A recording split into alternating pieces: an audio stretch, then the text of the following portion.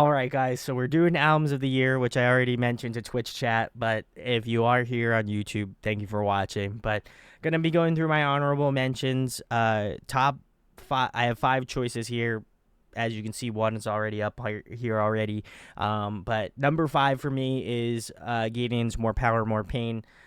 I love this record. I feel like it could have definitely been higher on my list, certainly, but I feel like this album to me is, and this is not to diminish the album whatsoever, but I feel like it almost is relegated to the like I play this in the gym, and this is probably the only place I would play it at. I don't. There's some groups that I feel like I listen to, and they only show up because they show up in my like gym regimen, and that's fine. But I don't want to discredit this album because I know it's great. I love listening to it. It is a great album nonetheless, but I do think it is that album when I go into the gym and I'm like, I need Dan to whip me into shape, and this this is it. So big salutes to Dan and the rest of the boys in Gideon. Tyler, my boy, I had him on ages ago. Would love to have Tyler back on, but yeah, big salutes to Gideon. I love this record. And my favorite off the album was Damned If I Do, Damned If I Don't. So let's give it a listen.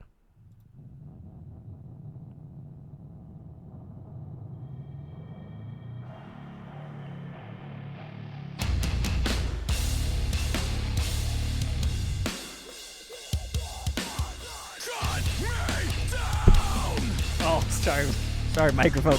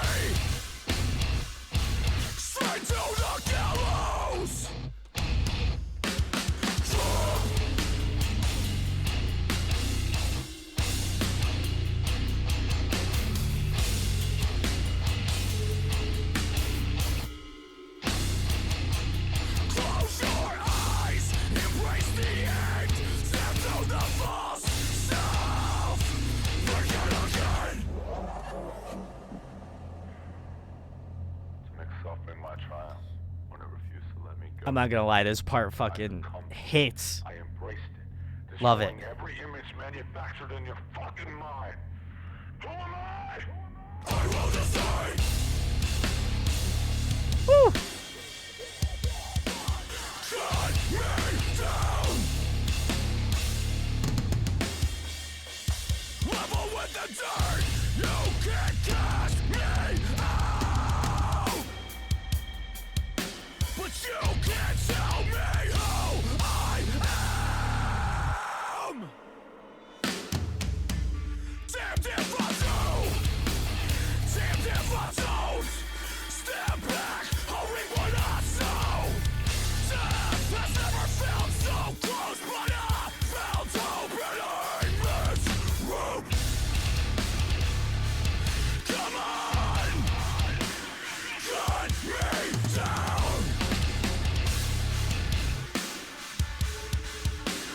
Cast me out.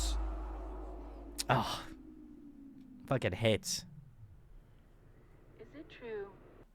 I feel like you guys are, if you listen to the album, there's more. I did find out from somebody who commented, I believe it's about, I don't want to misspeak, so I'm not going to say the rest of it, but I believe it is based off of somebody that just just check it out. I feel like I don't want to misrepresent it, so I would just recommend checking it out. But this whole album I love. Again, I just want to say it is one of those quintessential gym records that I listen to. And I don't want to sound like a big fucking meathead, but truly it is one of those records that I throw on in the gym and it is just it just hits. There's just something about it that just like it unlocks like a feral part of my brain that is just wonderful. So shout out to Gideon. I wish you guys were higher up on my list, but truly, I think Gideon is that band for me that like I love to see them live. I think that they are a great gym band for me. Similarly to Kublai Khan, I would love to. I'm probably gonna go see Kublai Khan live. They are those bands for me where like I love listening to them in the gym, but I don't know if I would listen to them like in my like leisure. There's not something about it that, not that I don't like their music in that way, but it's just something specifically that like I think it just unlocks while I'm at the gym. If you know, let me know in the comments. I would love to know if I am going crazy or not, because I think there's certain bands that just hit different. But yeah, shout outs to Gideon. Love those guys. Big salutes. But the next one on my list here, at an honorable mention, number 4, is going to be Teenage Rit. Oh, wait. Sorry. I was not supposed to include this one.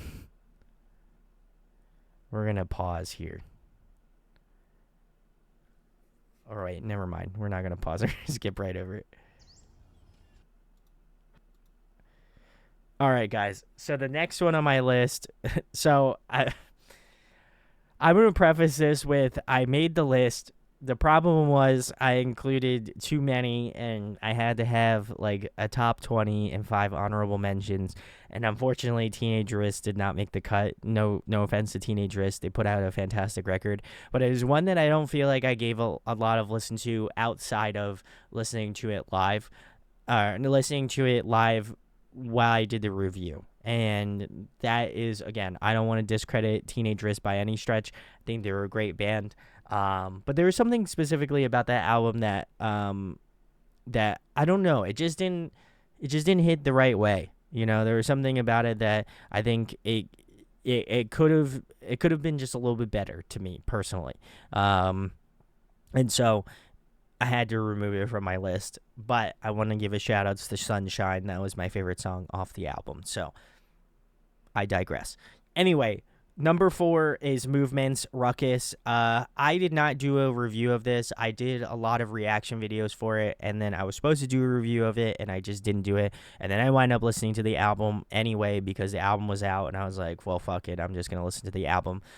And I will say it is a good Movement's record, but I think I like their previous album, No Good Left to Give, a little bit more. And I obviously love Feel Something. I think those 2 records are really great. But I think for this album, like, and I'm glad that it ended up higher up on other people's lists of albums of the year. But to me, it just didn't hit. There was something about it, like going through and listening to it, that I understand they're going more in that alternative direction, and that's totally fine. And I respect that as a decision. And it's kind of the same thoughts that I had about No Good Left to Give, but I think structurally there was something about No Good Left to Give that I enjoyed more, that I felt like Ruckus didn't have. Like they had great songs. The singles were great. One of the singles being one of my favorite songs off the album. But I don't know. It was just missing some energy that I feel like that wasn't there. Like there was something about it that just kind of, like, it didn't feel really tied together. And like that's not to say that there aren't It's not to say that there are bad songs on that album. I think they really had a great thing going with this album, but there's just something about it that just didn't click. And I wanted to include it as an honorable mention because I listened to it a ton, because I wanted to try to see if whether or not, if I just listened to it just a little bit more, would it really make sense to me, or will I really get more out of it? And so to me, I think it rightfully sits in the honorable mentions, but I don't think it really I don't really feel like it clicked with me internally where I was like, yep, that's it. That's it. That's what I want. That's what I want to listen to. That's what we're doing here. So, big salutes to Movements, but that's not to discredit their music or their talent because they are talented dudes. So, big salutes. But this song that I chose was Lead Pipe. So, let's give it a listen. Hello and welcome to another week of I'm your host, Ross Silvers, and we are certainly glad you could join us this week. Also, this We have music some video is incredible great. talent lined up. You are in for a real treat. Now, without further ado, ladies and gentlemen, it's time.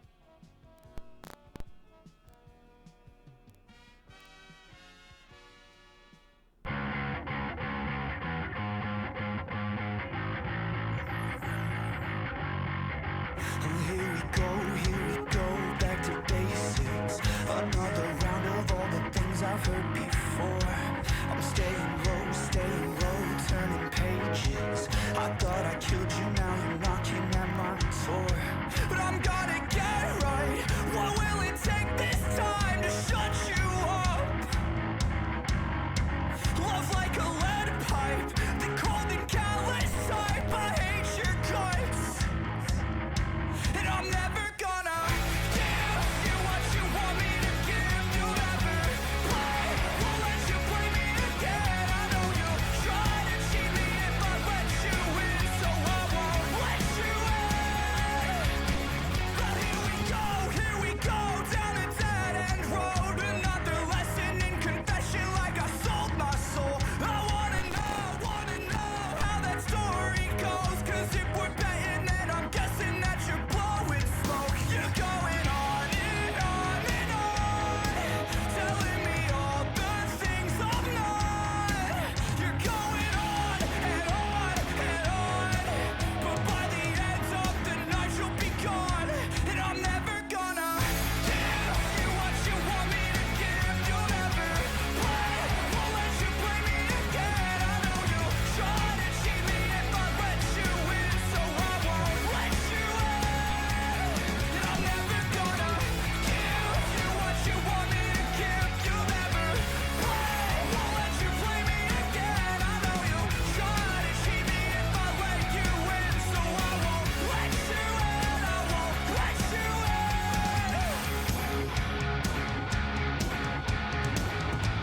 This fucking song is so good.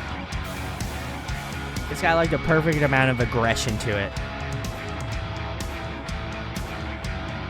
But I'm gonna get right. What will it take this time to shut you up? I'm gonna get right. I'm gonna get right. Love like a lead pipe. Love like a. And I'm never gonna give you what you want me to give. You'll never play, won't let you play me again. I know you'll try to cheat me if I let you in, so I won't let you in. And I'm never gonna give you what you want me to give. You'll never play, won't let you play me again. I know you'll try to cheat me if I let you in, so I won't let you in. I won't let you in.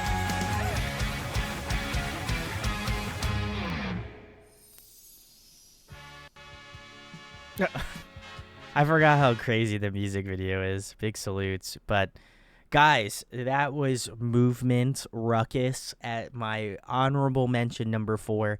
Again, I think the record just didn't really speak to me. And to be fair, maybe I have to give it some more listens. I recently got around to listening to it. And there are some records that I wanted to listen to, but I just didn't have the opportunity to listen to it, and I didn't feel like it would be fair to add them onto this list if I just didn't listen to them. So maybe I'll do a stream Tuesday or Friday or Saturday of this week of some of the ones that I missed out on, and maybe I'll have a change of heart and we'll figure it out. But either way, wanted to include it. Movements, big salutes to them at being number 4 on the honorable mentions. Number 3 on the honorable mentions is I think it's Hanabi. I'm pretty sure I've gotten the pronunciation wrong before too, so if I am saying it wrong, let me know in the comments or in the chat. But the album that they released this year is Reborn Superstar. I got to do this live with Alex, and it was so much fun, and I really enjoyed this record. I feel like I did not go back and give it as much love as I should have given it, just because I know how much I love Passcode, and I think that's probably the reason why I didn't give this album as much of love as I should have, because I just love Passcode, and I feel like, obviously, I know they don't make the same music, or I would kind of put them in a parallel category where I feel like they kind of make similar type music. So I feel like their trajectory is in the same sort of vein. But like Hanabi was like one of those groups that I feel like I should delve a little bit more into and be a little bit more invested in. So I didn't feel like comfortable to put it up higher on my list, but I wanted to include it because I think that it is a great record. I went back and listened to it today, and I really enjoyed listening to it, but I don't feel like, to me, it was one of those albums that like I felt comfortable putting in like my top albums of the year. It just was just outside the cusp of that. So the song that I chose to listen to was Tales of a Villain. So that one was my personal favorite off the album, and wanted to give it a spin. So let's give it a listen now.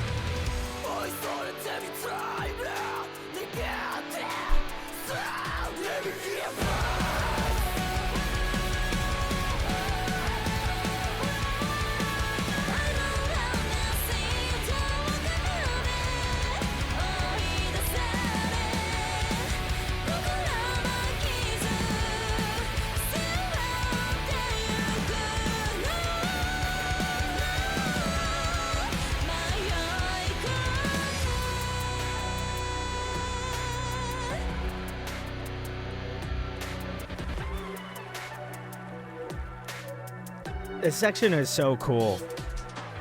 Oh.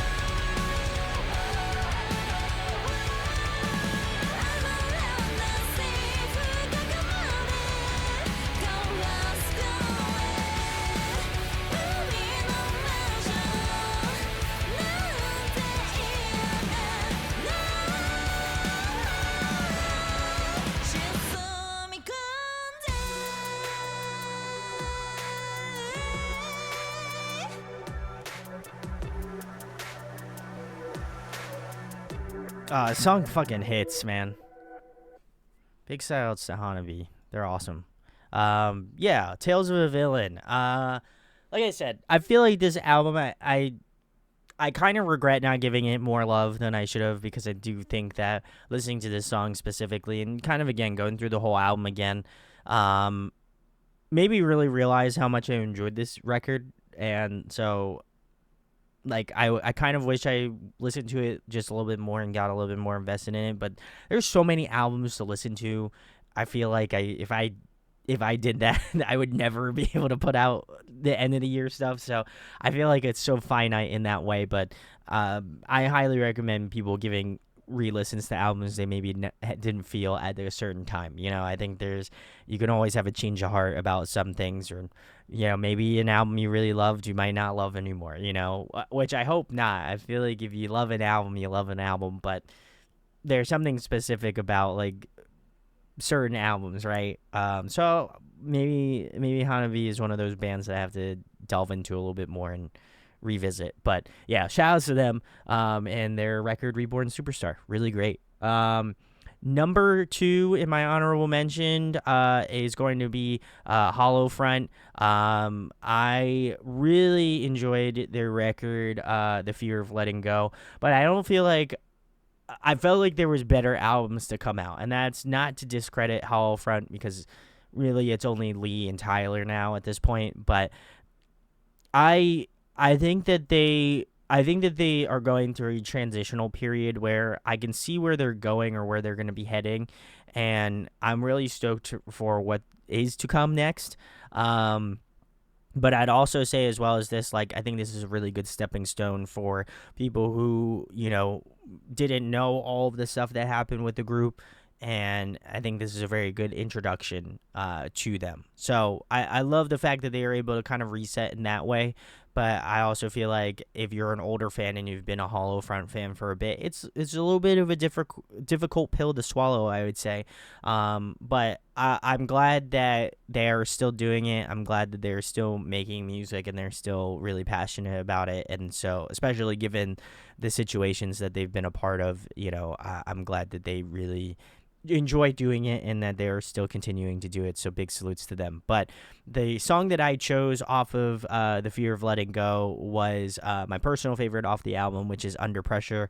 This features Dakota Alvarez, who used to be the clean vocalist and guitar player for Hollow Front. I am not going to go through the whole thing, but you can definitely go check that out on your own time. But I really love Dakota's voice, and I think that, again, despite the situation, I'm glad that they had a couple songs with his voice still on it. And that's not to discredit the songs that are on the record, because I think some of the songs, especially with Tyler singing, really incredible. I think he really showed a lot of vocal prowess, and I'm just really excited to see what he's going to be doing next as a vocalist. So, yeah, Hollow Front, Under Pressure. This one's one of my favorites off the album, so let's give this a spin.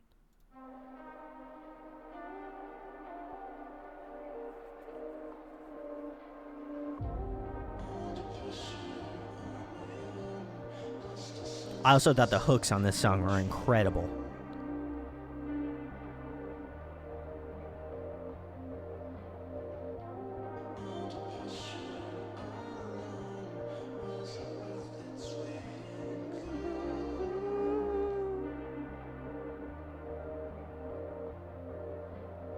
I've never felt so cold. Yeah, you're the young to never know. You're the young, I lost all control. I tore my body from my soul. Sweat is pressing down on me. They second now, I'm fucking crumbling. Tension pushes me to break. Slowly but surely, I'm losing my breathing. Yeah, my world's about life. There's more to life than this conscious stream of misery. Who am I to blame when the pressure is too much to take? Can you sense my shame? This disease and now you're wanting the same. Under pressure on my own, lost all sense of self-control. One step forward, then 10 steps back.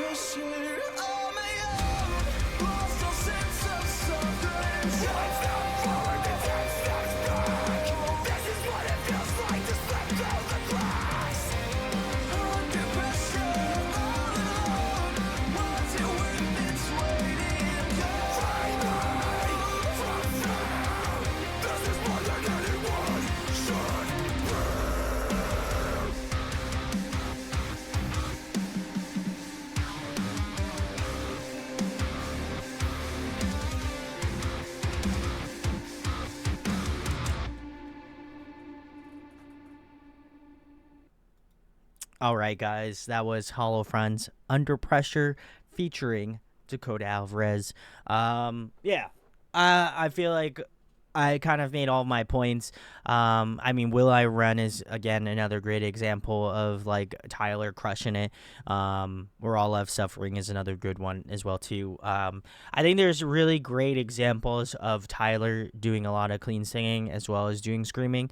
But I felt like this was, like, the quintessential. There was something about this song that, like, again, as I was going through and, like, really picking out songs that I enjoyed off the album and going through all of these albums all over again, I always came back to this one. There was something specifically about this song that just gravitated towards me.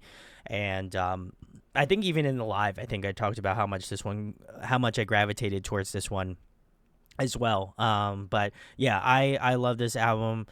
I really wish it was a little bit higher up in terms of some of my favorite releases, but considering the album came out, I think it was in October. It was a little bit more at the end of October, because I remember doing it while I was on, like, a break. So yeah, so I mean, 2-ish months roughly, give or take, about 2 months. So I feel like it's a little difficult to kind of, like, weed into there, unless you have just, like, a really fantastic record, which, not to say that they don't. It just, I don't know. There was something about it that, like, I felt like there was a little bit more missing, and I think that they're just, like, they're at, like, 1.5, right? Like, whenever you think about, like, and this is going to sound really nerdy, which I am a nerd, like, I feel like it's like a software update, it's like, we're at, like, 1.5 and we're waiting for 2.0, you know what I mean? So, like, I think with their next release, they're really going to be able to hammer down what they want to do sound-wise, what they want to go for, and I think this was just something to kind of test the waters and, get people acclimated to what it is. I kind of attribute the same sort of thing to, like, Bring Me the Horizon, like jumping from Sempiternal to That's the Spirit, you know what I mean? Like, it's kind of that similar vibe, at least to me. And I'm curious to see what Hollow Front's going to be doing next year in 2024, possibly 2025. So very, very stoked. The next one on my list, I think it's going to be controversial. I think it's going to be very controversial. So my first number one honorable mention for this is Sleep Token's Take Me Back to Eden. I think people are going to be shocked. I genuinely think people are going to watch this video and be shocked that I put Sleep Token out of my top 20. Crazy. I know. I'm nuts. I'm crazy out here. Is 11:42 on Christmas Eve. I am crazy. I talked about this with some friends, and not to say that my friends swayed my opinion by any stretch, but kind of came to the same consensus about this record. And I feel like this album didn't quite hit all of the, no pun intended, didn't quite hit the notes that I felt like it should hit. Like, there's something specifically about it, and that's not to discount their success as a group. I think they are well deserved in their success, and I'm so glad that Sleep Token is popping off, and that if you love the band, great. If this is your album of the year, great. You know what I mean? That's awesome. This is not to discount your love of this band or group or whatever. You have the right to your opinion just as much as I have a right to my opinion in making my choices. But I think that really kind of listening through to the Sleep Token album, there was something specifically about it that I felt like the more I listened to it, the more I felt disconnected to it. And that's not to say that the music isn't good. That's not to say that the storyline isn't good. But there's just something about it that just didn't, just as I kept listening to it, just didn't resonate with me more and more as I kept listening to it. And it was a little difficult, you know, it was a little difficult to kind of reason with that, but it just, to me, just didn't hit the same way listening to it live. And then I think subsequently after that, it just kind of it kind of lessened its appeal. And then very similarly to, I feel like, Movements, I feel like it was an album that I listened to because I was like, man, it's gonna click. It's one of those things that's gonna click and it's gonna make sense to me. And it just, like, in that moment, just kind of started to just pull away. There's something about it that just didn't click with me anymore. And I listened to the album and I still enjoy all the songs, but it just didn't hit me like the same way that, and had the same sort of presence that I feel like previous Sleep Token albums had. Like Sundowning, I talked about how Sundowning is still one of my favorite Sleep Token records, and I still hold that in very high regards. But I feel like it doesn't have that same effect that Sundowning had on me, you know? Do I think that it's the same, on the same level of Tomb? That's up to debate, but I feel like it kind of didn't rise to the same occasions that I feel like Sundowning had mentioned. So to me, I feel like it's gonna be relinquished to the honorable mentions. It's not a bad thing. Again, if this was your favorite song on it, great. If it wasn't, if this was your favorite album of the year, that's awesome. If it's not your favorite album of the year, that's also great too. You know, people have a right to their opinion.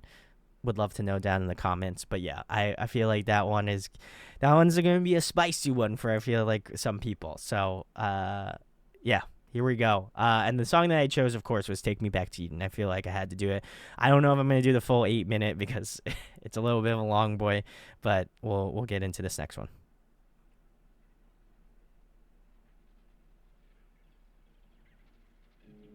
Yeah, we're definitely not doing... No, we're not doing the full 8 minutes. Sorry, guys. I'm probably going to get fucked anyway and then strike.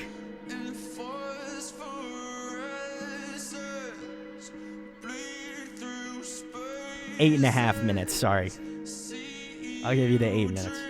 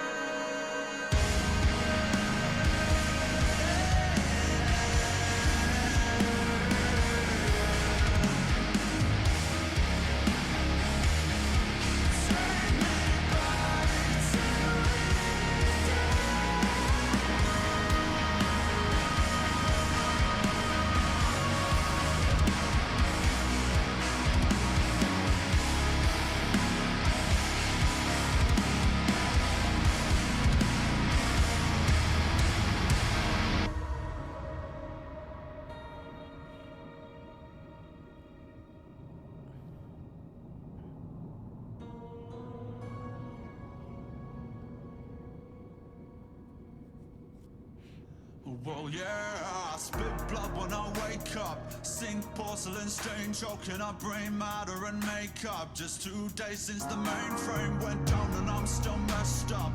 Room feels like a meat freezer, I dangling like cold cuts. Missed calls. I will say this song pops off live, I believe. I think I listened to this song live. I don't remember. That's probably my fault. White roses, black doves, godmother, rise up. I need you to see me for what I have become. My mind, those eyes like fire. I'm a winged insect, you're a funeral pyre. Come now, bite through these wires. I'm a waking hell and the gods grow tired. Reset my patient violence along both lines of a pathway higher. Grow back your sharpest teeth, you know my desire.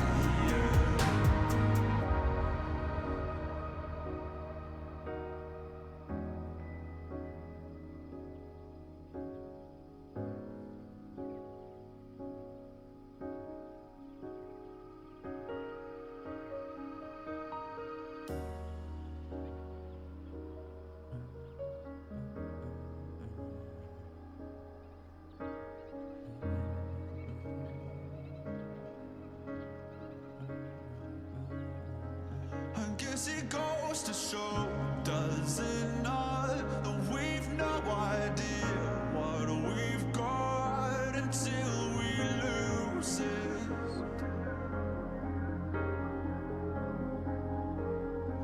And no amount of love will keep it around if we don't choose it.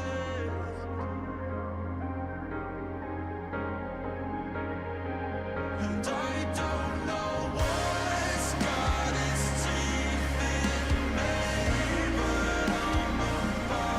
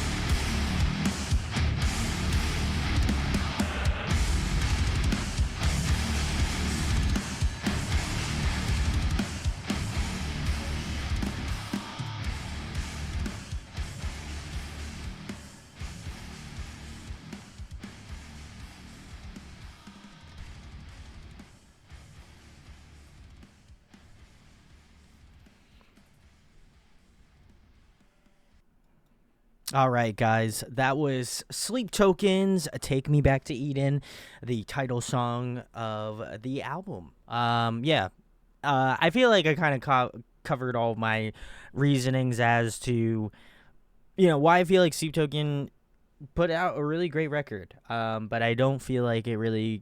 I feel like over time it just kind of disconnected with me, and that wasn't because I think the musicality is not good. That's not because I don't feel like Sleep Token is like overrated. It's none of those reasons. I actually just think that it it kind of lost its luster, I guess. There's just something about it where I was listening to it live and I really enjoyed it, and I think it's kind of like when you get a present, no pun intended. I mean, I feel like it's this is the perfect time to talk about this. I feel like it's when you get a present and it's something that you're like, I really enjoy this. This is great. And then over time, it's just like, I actually don't know if I really like this or not. There's something about it that just like, maybe there's something about it, like maybe it's hard to handle. Maybe it's like, there's something about it that just doesn't click anymore. And it doesn't mean that you don't like that toy anymore. You don't like whatever it is. It just maybe just doesn't resonate with you anymore. Like there's probably stuff from my childhood that like I enjoyed when I was a kid. Like I used to play a lot of sports, and like I enjoy playing sports every now and then, but I don't play sports all the time. I probably barely play sports now as it is, unless you consider like going to the gym a sport. I don't play any sports, and so I think for me it's like at a time like I did enjoy sports, and I just think it kind of just I just kind of lost the love for it, and there's nothing wrong with it. It's just maybe that, you just aren't feeling it anymore. And that's kind of how I feel about the Sleep Token album. It's like, I think it's a great record. I think, obviously all of the emotions that I had listening to it live are still true. I still have strong attachments to Take Me Back to Eden, Euclid. I have those sorts of connections to those songs, but I don't know. That whole album is like really inventive, really fun, but just doesn't click with me anymore. That's it. Nothing more, nothing less. You can clip this if you want. You can take it out of context. Actually, don't take it out of context. But like, I feel like people, I feel like people want to jump on the bandwagon to hate this band, and you shouldn't. They're bringing metal to the mainstream, so big salutes to Sleep Token, and granted all of their continued success. What I mean, they're gonna be one of those big bands, and you got to celebrate it. So big salutes to Sleep Token. Just maybe just not. I'm not gonna be a diehard fan. I'm still a fan of Sleep Token. I just feel like I'm not as big of a Sleep Token fan anymore. And that's it. That's my 2 cents. All right, there we go. Well, we got the monkey out of the room here. We are gonna move it into my top 20, which was way more difficult, as it always is every year. But I feel like this year was exceptionally difficult because there are some really fantastic albums, and it was really, truly hard to kind of put it all into perspective. But we are going to start off with number 20, and this may surprise some people that is number 20, but very similarly to Sleep Token. But my number 20 pick is Silent Planet with their album Super Bloom. I thought it was a really great album. I still think it's a really great album.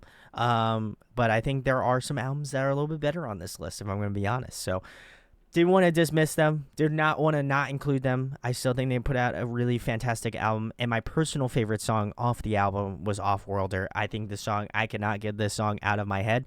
And very similarly to Antimatter, it was kind of a toss-up. But I feel like Off-Worlder was that.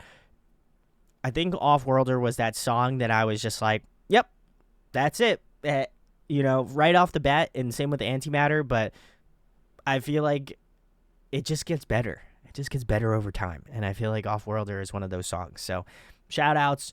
Also, it's a really cool music video. I haven't seen it yet, but I saw some clips, and this is the first time I'm going to be watching it live. So let's check out Off-Worlder.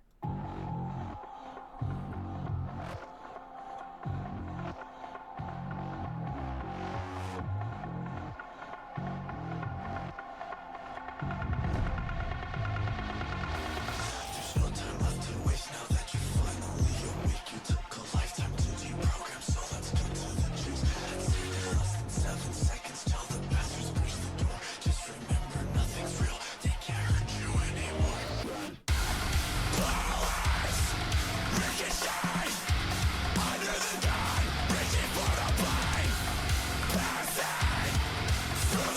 fucking hits.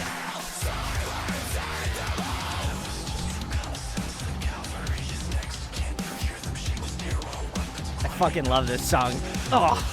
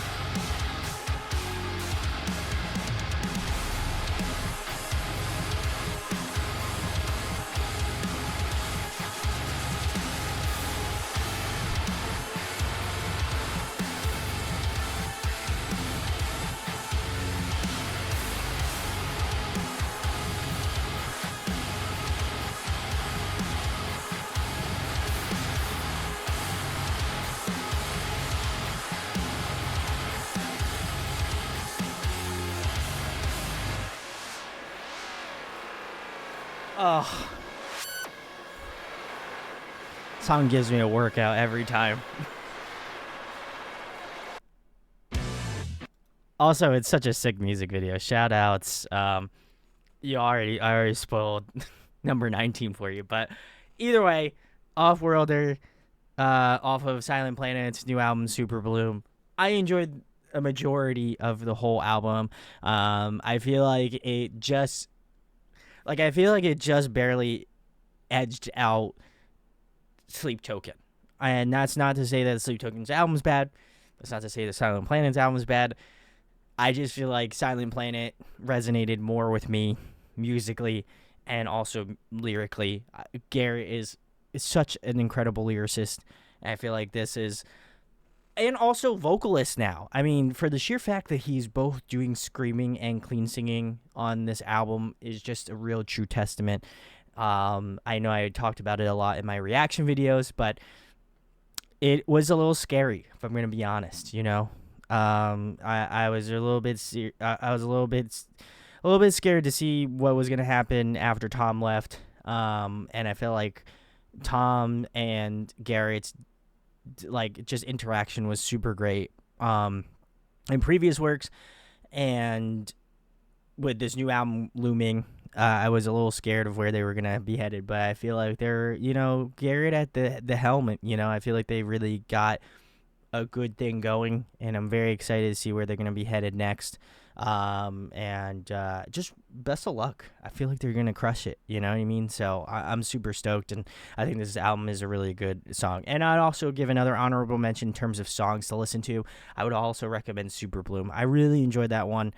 I did not delve as much into it as I feel like I should have, but that one is another great one. So Offworlder, along with Super Bloom, definitely go check out those two. Those are my other two recommendations. But my number 19th pick, which is going to come to a surprise to I feel like most people, Hot Mulligan, their album Why Would I Watch? I love this album. I kind of fell off the Hot Mulligan chain for a bit, but by the sheer grace of Spotify Premium, they showed up on my recommended, and I was like, man, I haven't listened to Hot Mulligan in a little bit. Let me give them a listen. And this album came up, Why Would I Watch, which just came out this year. And I was like, holy shit, this band fucking rips. And I was like, wait a second, I reviewed one of their older albums, and I didn't even really put it together. And until later on, which is a little bit pathetic if I'm going to be honest. But I felt like this album has been, I've been listening to this a ton. This is such a fantastic album from front to back. Do I feel like it is it obviously is amongst my favorites because I put it in my top 20, but I feel like, is it better than some of the other albums that I have higher up on the list? Not as much, but I do love listening to this album. And I also feel like Hot Mulligan, to me at least, is like, I don't want to say difficult to sell to people, but I feel like it is an album that, like, you either like the vocalist or you don't. Like, I don't feel like there's somebody that's just like, yeah, I don't know. Like, I think you either like it or you don't. And so I feel like it's a little bit difficult for people to kind of, like, put it on the list. I love it, so I feel like for me it was an easy sell, but I think some people might not enjoy it because vocals and stuff. But my favorite song off the album is It's a Family Movie, She Hated Her Dad. Or She Hates Her Dad. I really enjoyed this song. This was really fun, really catchy, really like math rocky in some parts, and just kind of scratches all of the itches that I enjoy about the kind of like alt scene right now. Another band that they took out on tour, Ben Quad, is another band I've been really enjoying a lot, and I know they released an album in 2022. So couldn't throw it on my list here, but I've been listening to that a lot, and then been listening to this kind of like a back and forth. So wanted to give a shout outs to Hot Mulligan, and let's give It's a Family Movie, She Hates Her Dad. Listen. Blackout, am I better now?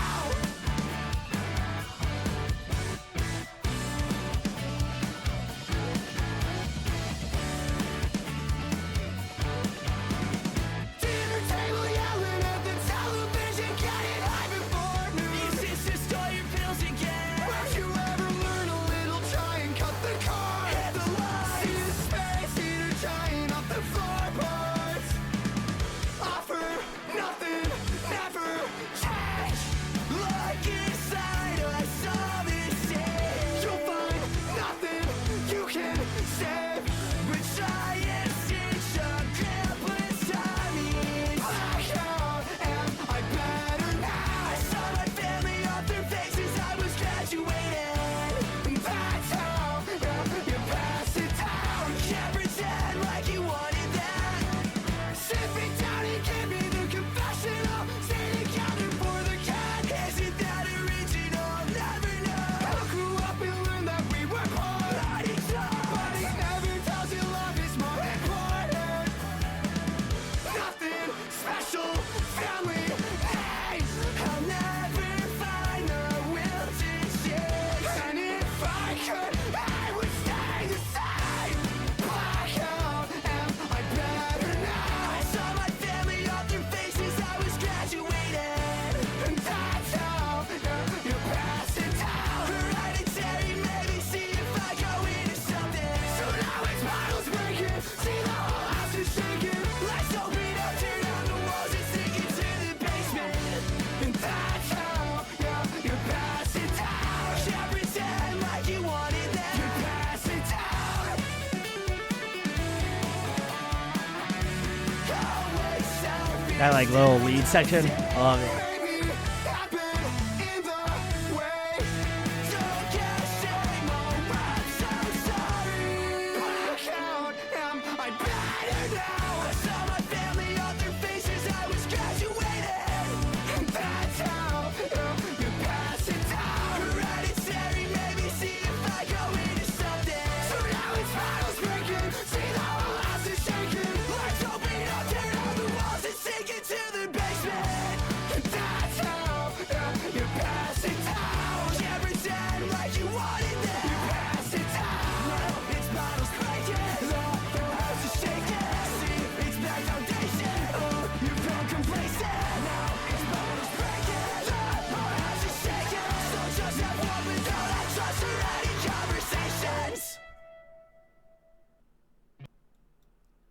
All right, guys, that was Hot Mulligan. Why would I watch? I again really enjoyed this album a ton, and I feel like a lot of people included it on their albums of the year, which is really cool to see. I think they definitely encapsulate that sort of emo energy, and I feel like I don't talk enough about some of the emo bands that are coming up right now, and I wanted to include them on my list here. So big salutes to Hot Mulligan. Keep doing it, keep crushing it. I think they pretty much did a pretty. I think they sold out most of the dates on their tour that they just did. So emo is well and live, so that's really really sick. And I think they're doing a great job of keeping it afloat. So best of salutes to Hot Mulligan. But the next one on my list is number 18, and this is You Win Again, Gravity, Into the Dancing Blue.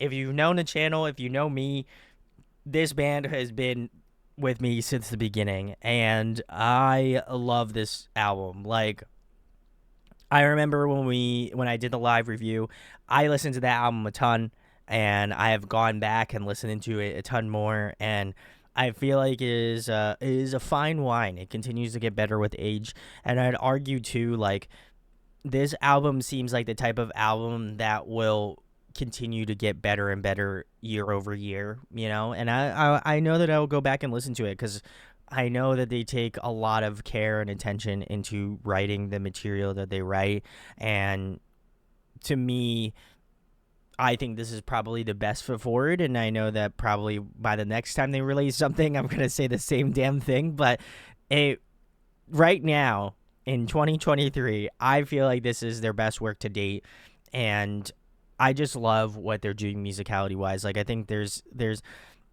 some Reina Kindo elements to it. I feel like there's a little bit of contortionist elements to it, like some like BT Bam, Between the Buried and Me. Like, I think they encapsulate that weird kind of like prog side of things, but also is like so attuned to like being really like heavy and aggressive in that way, and kind of finding that middle ground of like being progressive enough that makes it like super interesting and such a fun listen through, but also at the same point not neglecting the hooks of the song, or like the way that the song kind of flows, or like the type of energy you want to bring to the track. I think they do a really great job of handling that, and so to me, it's been an incredible honor to see them grow over the years, and I feel like well deserved to be in the number 18 slot, because there are some really, really great albums this year, and I feel like to make it in my top 20 is like,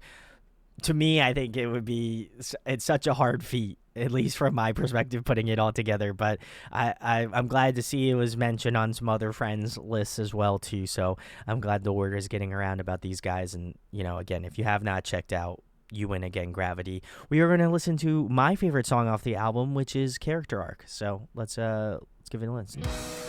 It's You Win Again, Gravity. Sorry. Fuck. Always mess it up. At least once.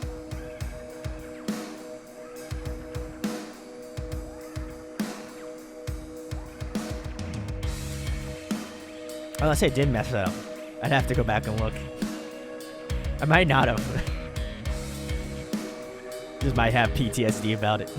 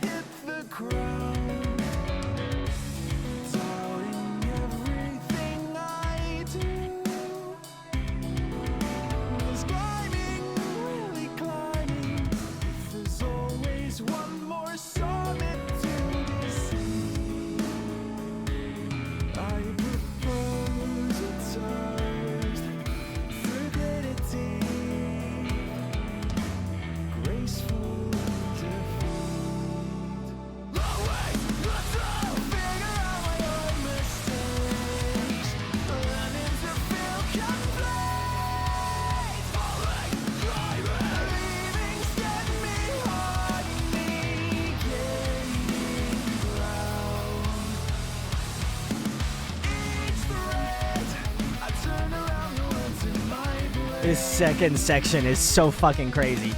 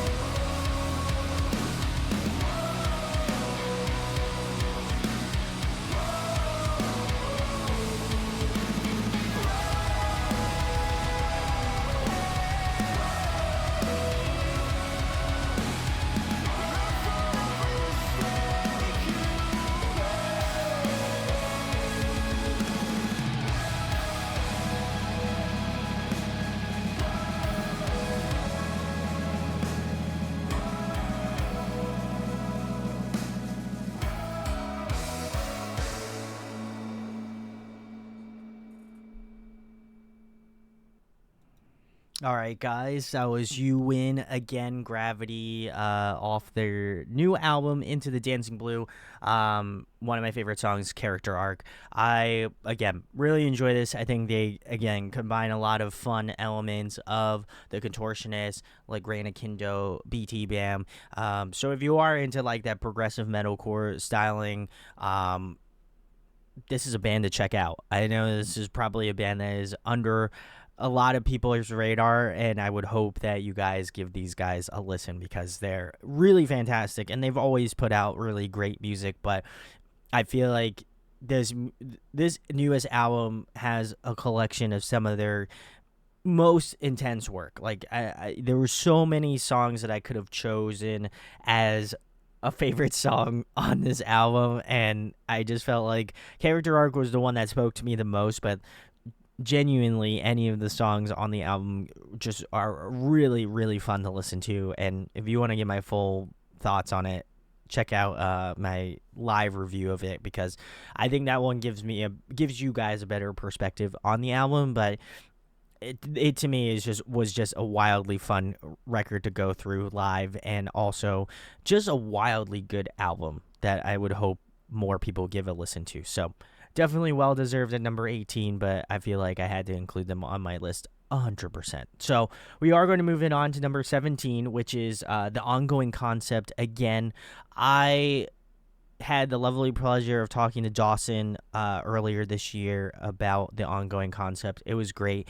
big shout outs to Dawson for coming on. But I love this record. I think like I did take a little bit of a break from listening to it, and that wasn't because I didn't want to listen to it. It was just like, oh my god, there were so many other albums that were coming out. So when it was finally time to come back and re-listen to this album again, I was just like so invested in this album.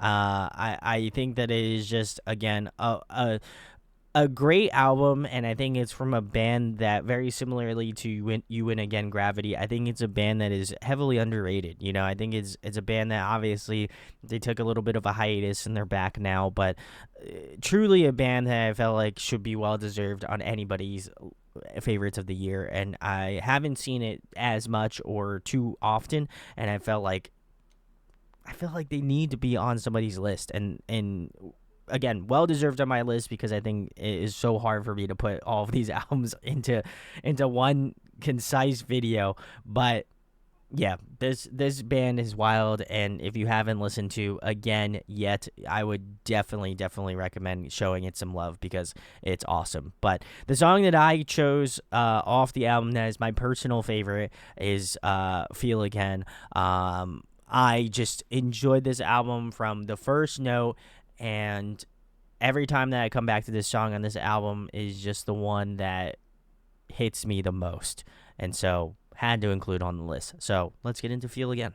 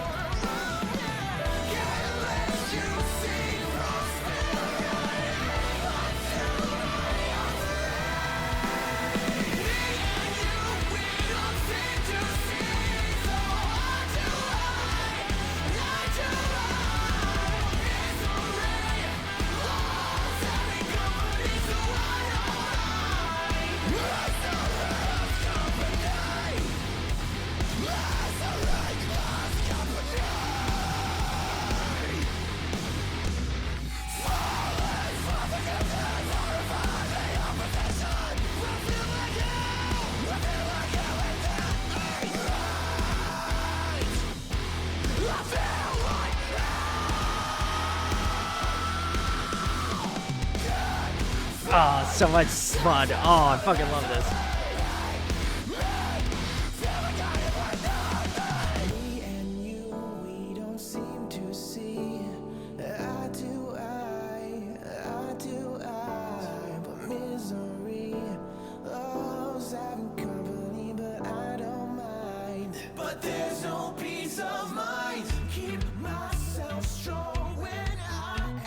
So much groove. I love this.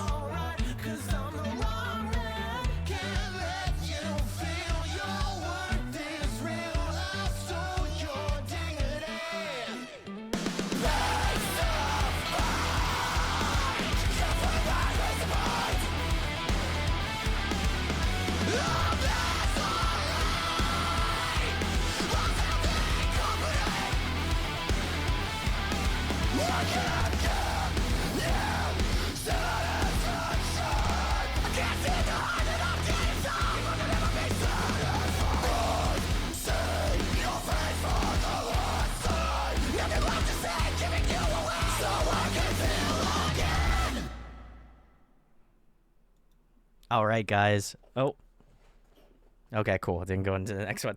Guys, that was the ongoing concept again. Definitely an album to check out. If you enjoyed this song, I have a good feeling you're gonna enjoy the rest of the record. It has like the right amount of heavy, it has the right amount of groove, it's got the right amount of everything. And to me, it was one that I, had to include on my list. Like it truly was one that I enjoyed when I listened to it live, and is one that I continue to enjoy and find new things that I love about it every time I listen to it.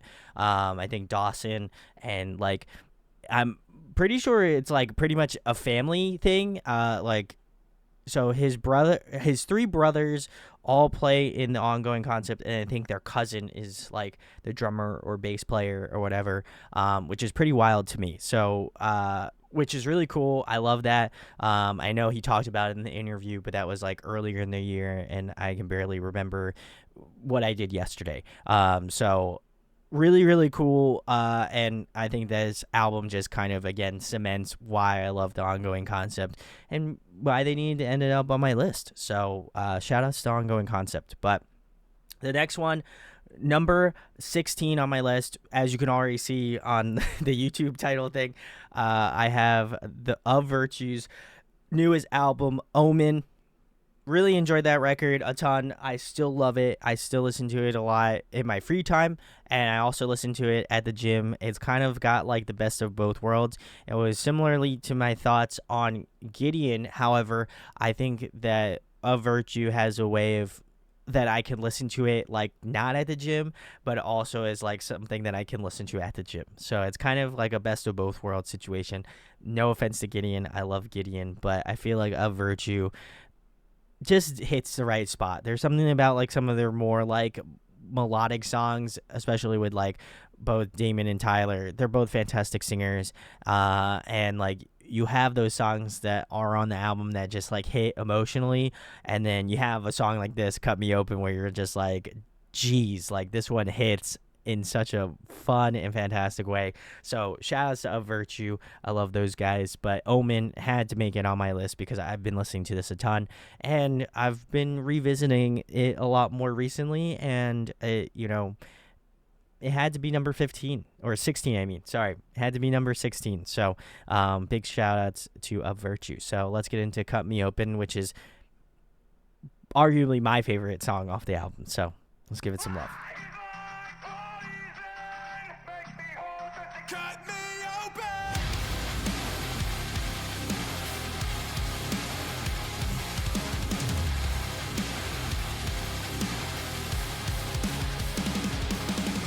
Devil's in the details again. Loving you's like Russian roulette. Please, can you release me to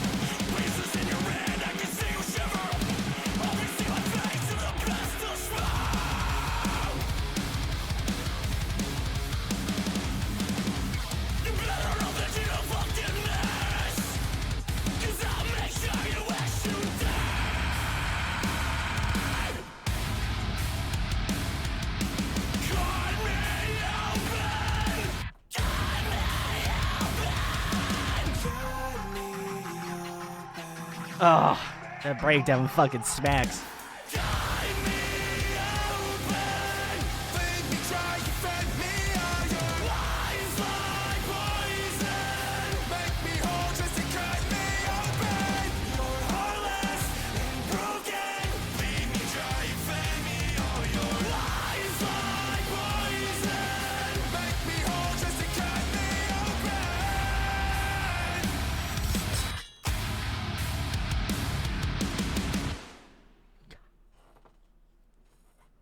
Ugh, fucking song. I love that. Guys, so that was Of Virtue's Cut Me Open off of their album Omen, rightfully sitting at the 16th slot of my favorite albums of this year. Yeah, such a banger song, and I think the whole album just shows off their incredible range. I think that this song really doesn't give the best representation of the album. You know, I think oftentimes when I pick some of my favorite songs, I don't choose it in the sense of like, oh, I feel like this is going to represent the album very well. I just obviously pick some of my favorite songs off whatever release that I'm talking about. But I think that I feel like this song is like a lot heavier than what they typically are about. Like, you know, like they're obviously A Virtue is like kind of this cool amalgamation of like having some heavier metalcore songs, having some more hard rock songs, and then having like choruses you sing along to, or just like breakdowns to just bang your heads to. So like I think they kind of cover a really great gambit of everything, and I'm just really stoked that they're like putting out just fantastic music. I'm really excited to get my vinyl. I know it got delayed, but which is no problem to me. I already know what that life is like already, but yeah, I want to give a shout outs to Of Virtue because I really love this album a ton, and rightfully so at number 16. But my next favorite choice at number 15, I'm starting to lose it. We've been doing this for 3 hours, so my brain is starting to turn into puddles of mud right now.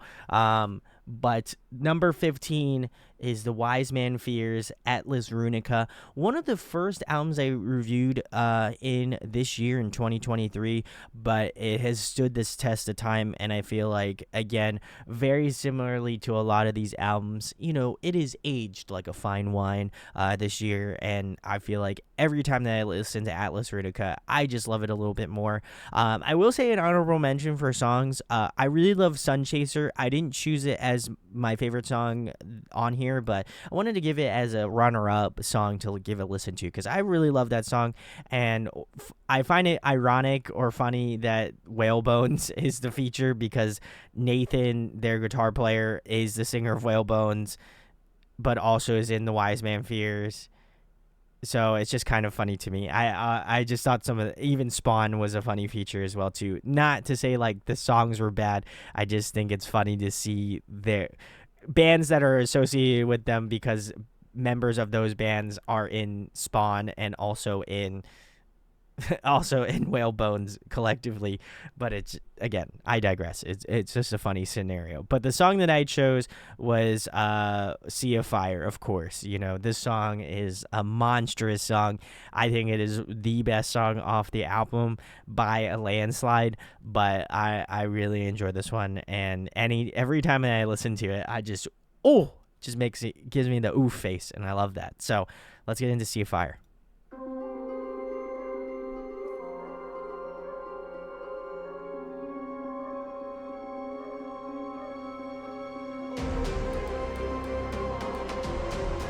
Also, if I get up, I'm going to charge my phone because I'm at 8%.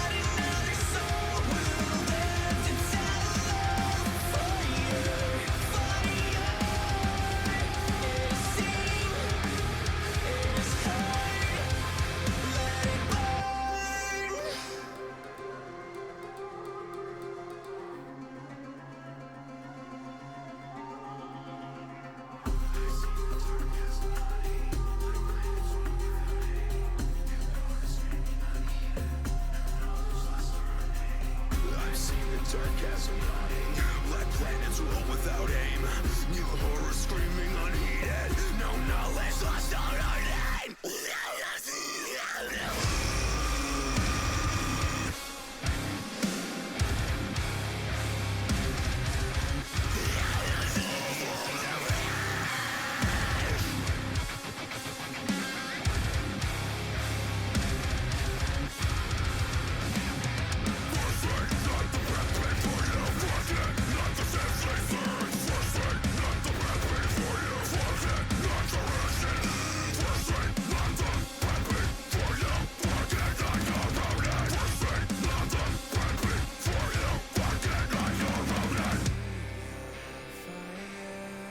Joe goes so hard in that part. I love it.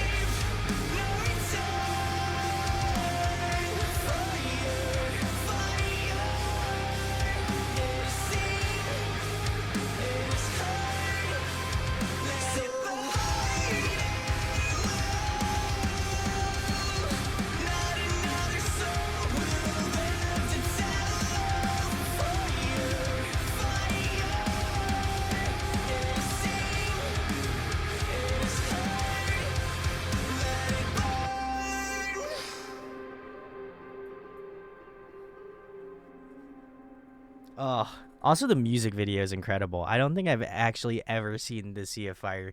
No, I don't think I saw it actually. I think I, I think I did. I think I did it on my computer. I don't even think I did the YouTube video. So that was the first time seeing the full music video, which, by the way, shot awesome. So big salutes to whoever shot the music video. But anyway, this was The Wise Man's Fear and their album Atlas Runica at number 15 with their song Sea of Fire. I feel like I want to preface that I have a little bit of a bias. I love these guys. I've met them multiple times. I've had them on the channel multiple times, and I think that every time they release a record, I'm always shocked at how much they love to step their game up. You know, I think it's, to me, really impressive that they come to the plate hungry to put out the next craziest song or like the next craziest release, and I think it really I think I really have to respect their level of dedication to writing music in that way. And that's not to say that any other artist doesn't do that, but I feel like every time that I've had a chance to talk about their music, I'm always so impressed at the level of skill that they possess, and that they always try to do something that is just wild. Like, I know I mentioned it, and I know a lot of people mention it in the breakdown, but just Joe is such a fucking insane vocalist, and to me, it's just like, it just resonates with me so much more. And I think Tyler has become such a phenomenal vocalist, and I love that Nathan is continuing to add his vocals into, you know, the Wise Man Fears music as well too, because I love his vocal tonality. I think that they always continue to step their game up no matter which record that they're doing at the current time. And it's crazy to me that they're releasing an EP in February or January. I have no idea, but I know it's coming up very soon, and that to me is just wild. So I love the fact that they're constantly putting new stuff out. They're always trying to stretch their limbs as a group, and I feel like this whole album was just a treat. So, and it has a lot of great features, but I think the musicality of it is just so really well put together, and I feel like they're a band that doesn't get talked about enough, so I always like to try to give them some love if I can. And I feel like it's very easy. If you write music like this, it's so easy to show that love. So please go check out The Wise Man Fears if you haven't checked them out yet. Their new album, Atlas Runica, has been out for almost a year now, which is crazy. But number 14 on my list is an album that should surprise no one, especially since I love this band a ton, and I knew I had to include them on my list as well. But the band in question is number 14, which is Closure Moscow, and their new album, Soft Hell. After, I believe it was a 7 or 8 year long hiatus, they are finally back, and I'm so glad that they're back making music, because they're one of my favorite bands. First Temple is like one of my favorite albums of all time, and is one that I go back and revisit often just because I love that album so much, and this new album, Soft Hell, has been an album I've been revisiting a lot just because I want to go back and listen to it. I want to delve into it more, and I felt like this album was just really good. And my personal favorite track off the album is Better Way. I just love this song so much, and every time that I listen to it, I just fall deeper in love with it. So we're going to check out track number 14, which is, pick number 14, which is Closure Moscow, Soft Hell. The song is Better Way. Let's give it a listen. I cannot speak tonight, guys.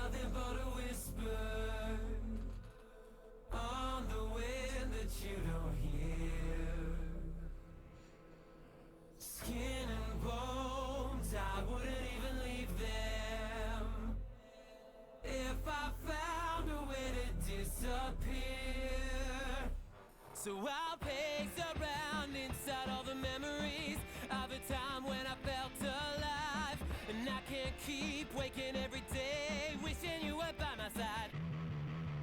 There must be a better way. There must be a better way. Tear my body open wide, I'm open wide when I'm dancing with the dead.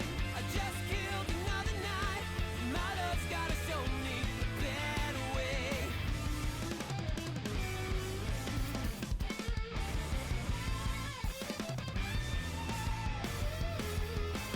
Like a ghost, I'm praying for a vision of your face soft and clear. I love the chord phrasing of this part. I'll never stop bleeding when I catch myself back in the dark night of my soul down by your lake where I had left your garden raised. Now I am lost there in its maze with every thought you face. Wild face around inside all the memories of the time when I felt alive. And I can't keep waking every day wishing you were by my side. There must be a better way.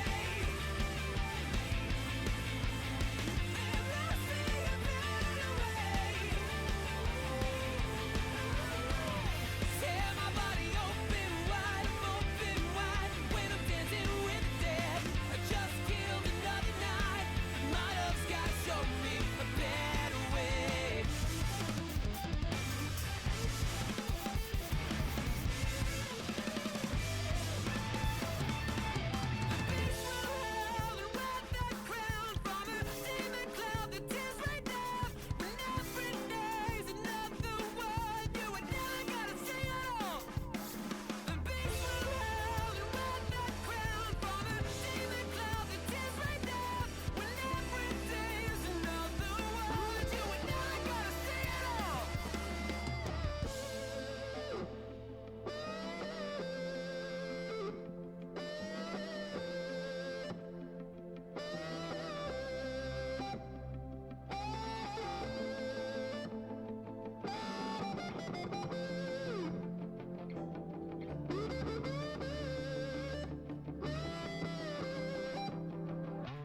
When the days are holding me just like a tourniquet, the sun goes down, I shiver, kill another night away.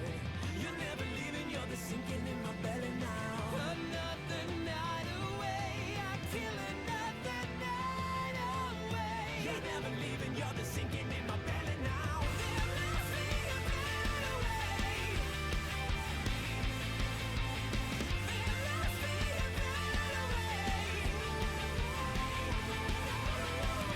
Tear my body open wide, I'm open wide when I'm dancing with the dead. I just killed another night. My love's gotta show me a better way. Am I brave enough to keep living when I'm on the edge tonight and I'll never find a way home? Gotta be braver than what I'm feeling, 'cause I'm on the edge tonight and I'll never find a way home. Oh, God, I love that album. All right, guys. It's Closure Moscow.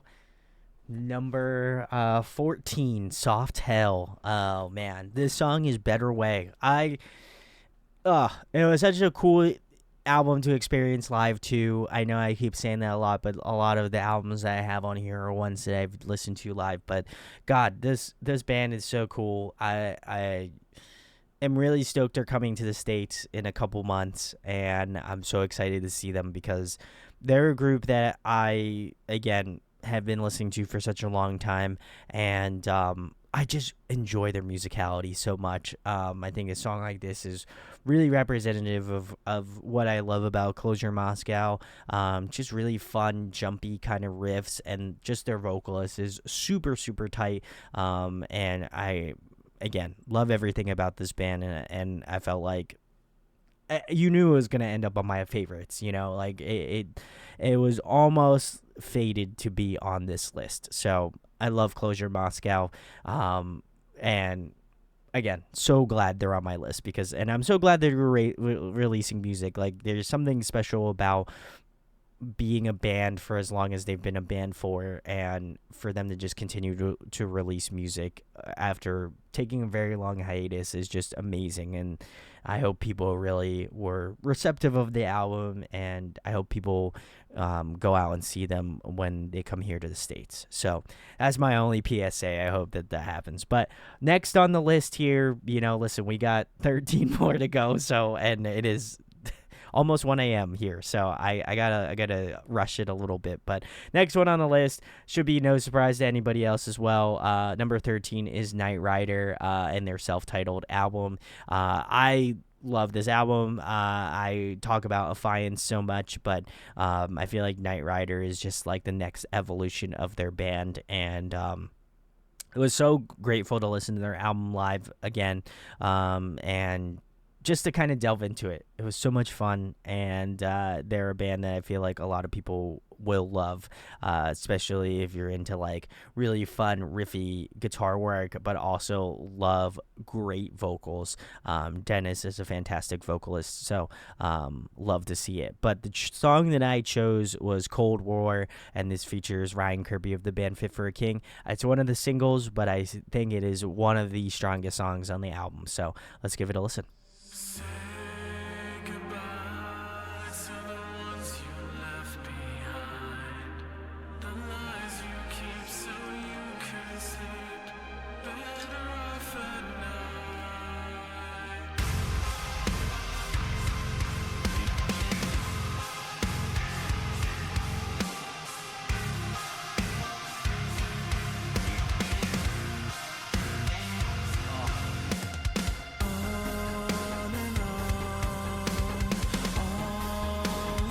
And you've been streaming for over 3 hours. The legs start to feel a little weak. Strange voices calling out from a dark abyss. Encoded messages I've seen to miss. So say goodbye to the ones you left behind. The lies you keep so you can sleep better off at night.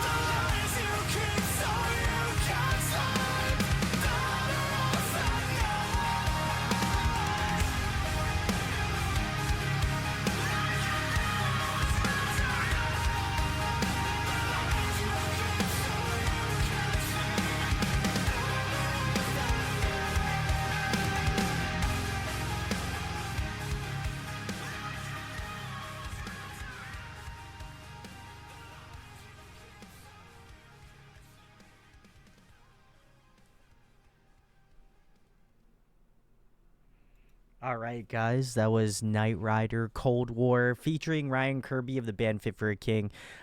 I, you know, as you could see, I was singing along to it, but I love this song so much.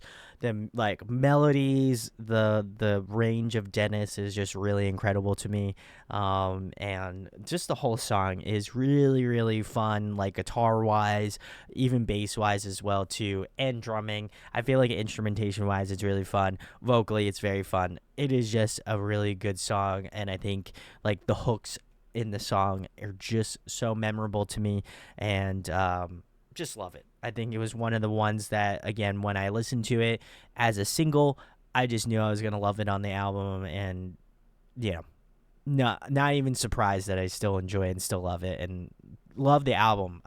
It's such a great record from front to back, and is one that I feel like if you haven't given a listen to yet, definitely go do it. I wouldn't be including it on my albums of the year list if I didn't feel like it should be checked out. So go give this one some love. But the next one on my list here is number 12, and this is going to be Polaris's Fatalism.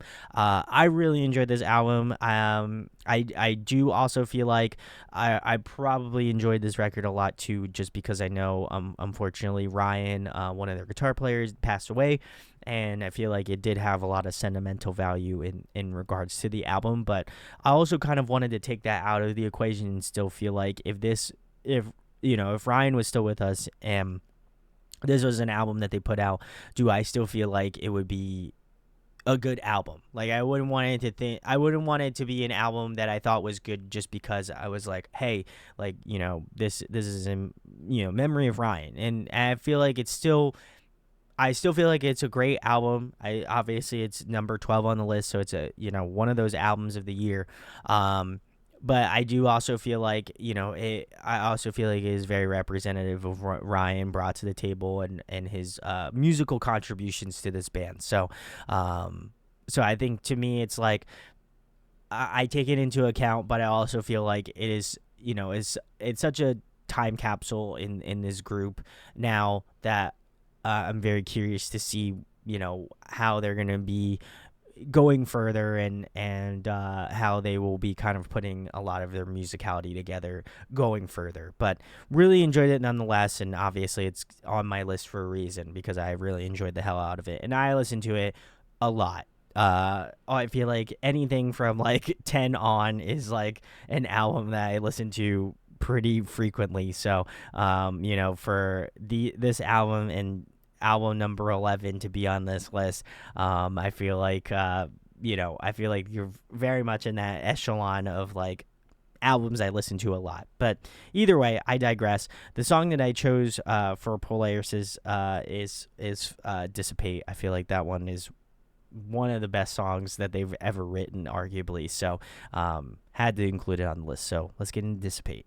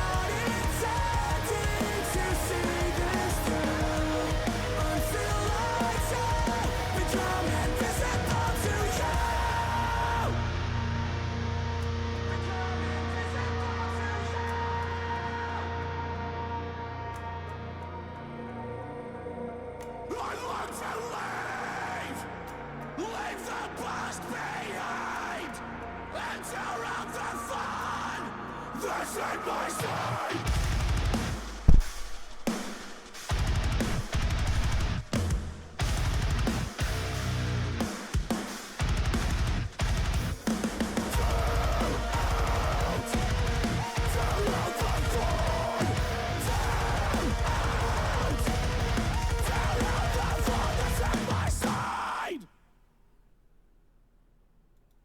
All right, guys. So it was Polaris Dissipate off their album Fatalism, number 12 on my list. Again, couldn't not add them on my list. I feel like they well deserved to be on my list. I have been listening to this album a ton, and well deserved. But we are going to move it on to number 11 on my list. This one is also a banger, and every time I go back and listen to it, I love it just a little more. But number 11 is Currents, The Death We Seek. I really enjoyed this album a ton. I think it's a toss-up between this and Polaris. I think they were so interchangeable and so like neck and neck to me that it was so hard to pick one or the other in terms of being at number 11. But truly, both fantastic metalcore albums, and I know they came out around the same time, but yeah, they're incredible, and I think they toured together too as well. So like, it's so crazy to me that all happened. So, but yeah, Currents is awesome. My favorite song off of The Death We Seek was Living in Tragedy. I feel like most people already know that by now, but I feel like I had to include that on the list. But yeah, Currents, Polaris, it was such a toss-up between these two bands. It was literally a coin flip. I think I could have flipped a coin, and Polaris could have been at number 11, Currents could have been at number 12, and vice versa. So, but yeah, Currents, Living in Tragedy, let's give it a listen.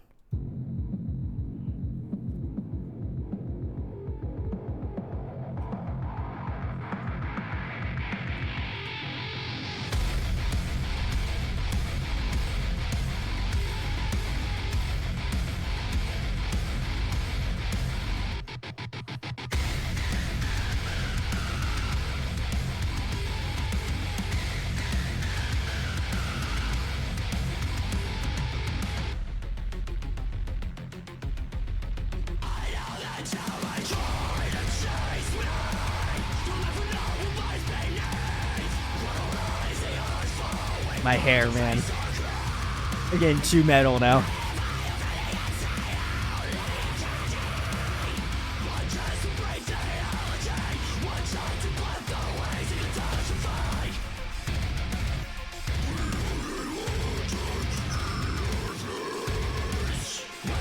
His lows are so fucking good. Shout out to Brian.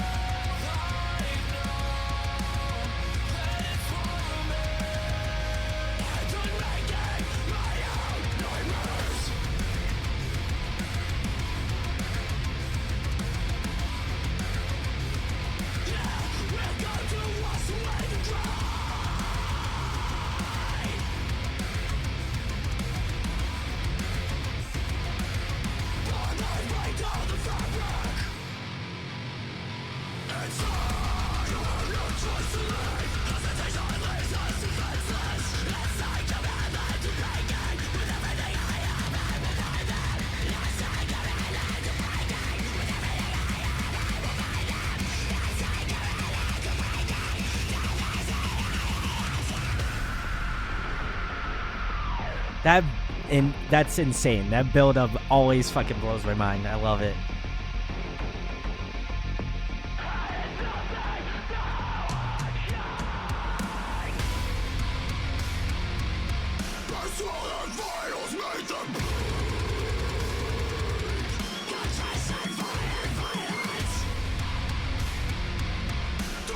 Of the gods.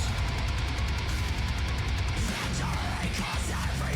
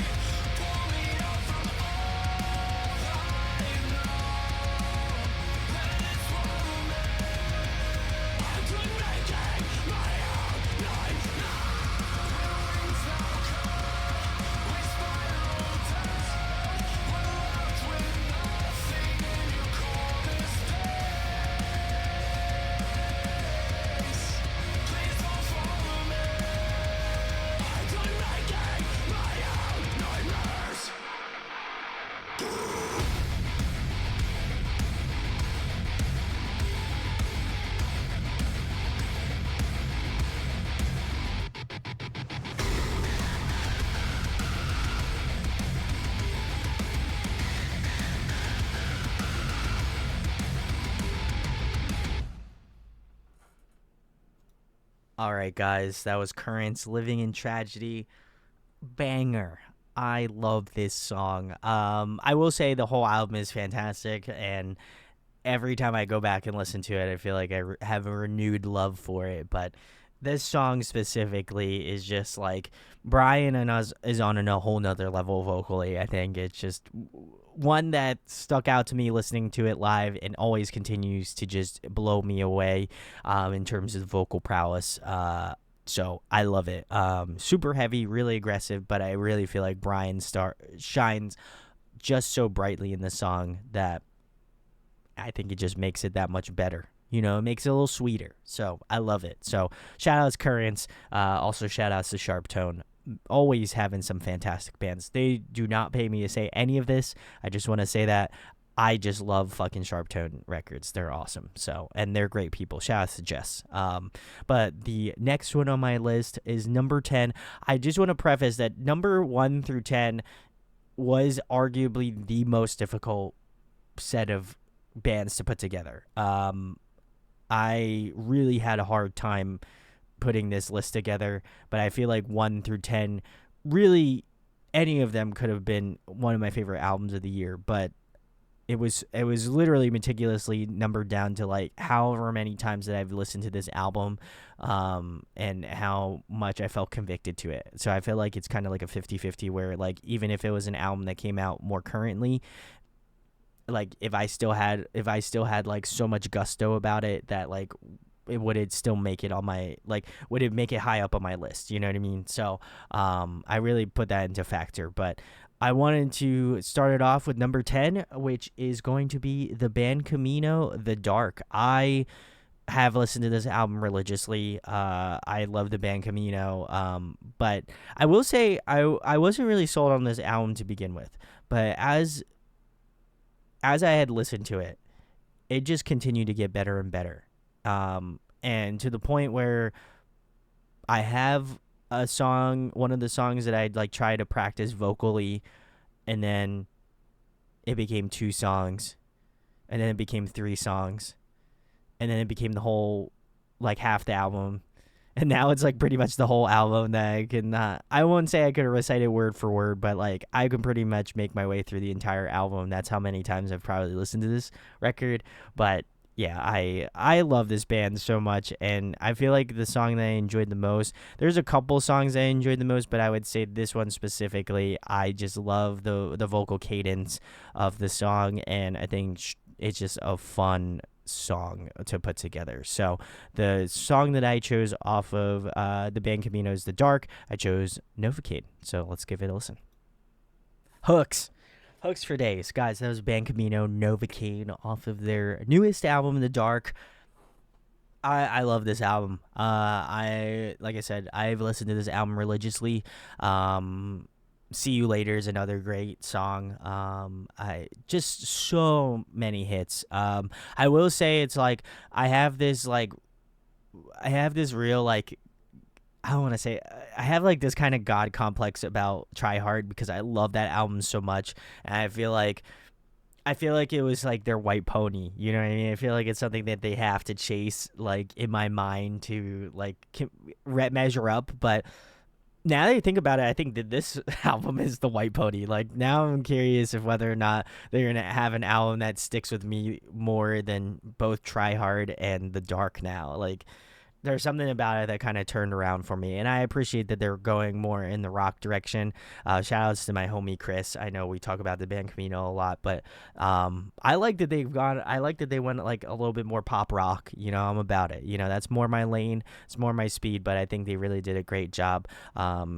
3-Month Hangover is another one that I really enjoy a lot too. It's just I think I could just list off the entire album, but I feel like Novocaine just has the hits. It's got like the rock moments, and it just is everything that I really enjoy about the band Camino. So big salutes, big ups. If you have not checked out the band Camino, go show them some love. But the next one on my list is going to be Homies. I love these guys so much, and I love this album. Very similarly to the band Camino, I have listened to this album so many times, and I feel like if I didn't add this onto my list, or I didn't include this in my top favorites, especially top 10, I think I would be really dumb. So number 8 or number 9, sorry. Number 9 is The Burden's Terminal. My favorite song off the album is Sparkle Motion. I just really enjoy this album. I almost put Cassiar on this slot, but I didn't want to cry tonight. So, but that song is so beautiful and so eloquently arranged, and I know Jake and I talked about it in our previous interview that we did. But Sparkle Motion is a song that I go back and listen to and just love it every time. And I think it's just like one that come back to, and like I'm not like, oh man, I gotta listen to this song again. I'm just like, oh yeah, I get to listen to this song again. I love it. So shout out to Sparkle Motion. But yeah, let's give it a listen.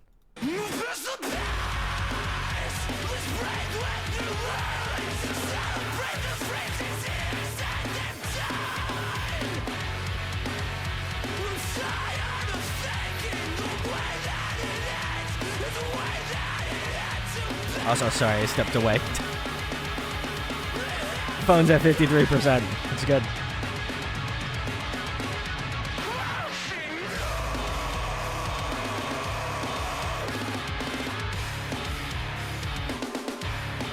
I'm gonna try to end this stream at 2. Fingers crossed.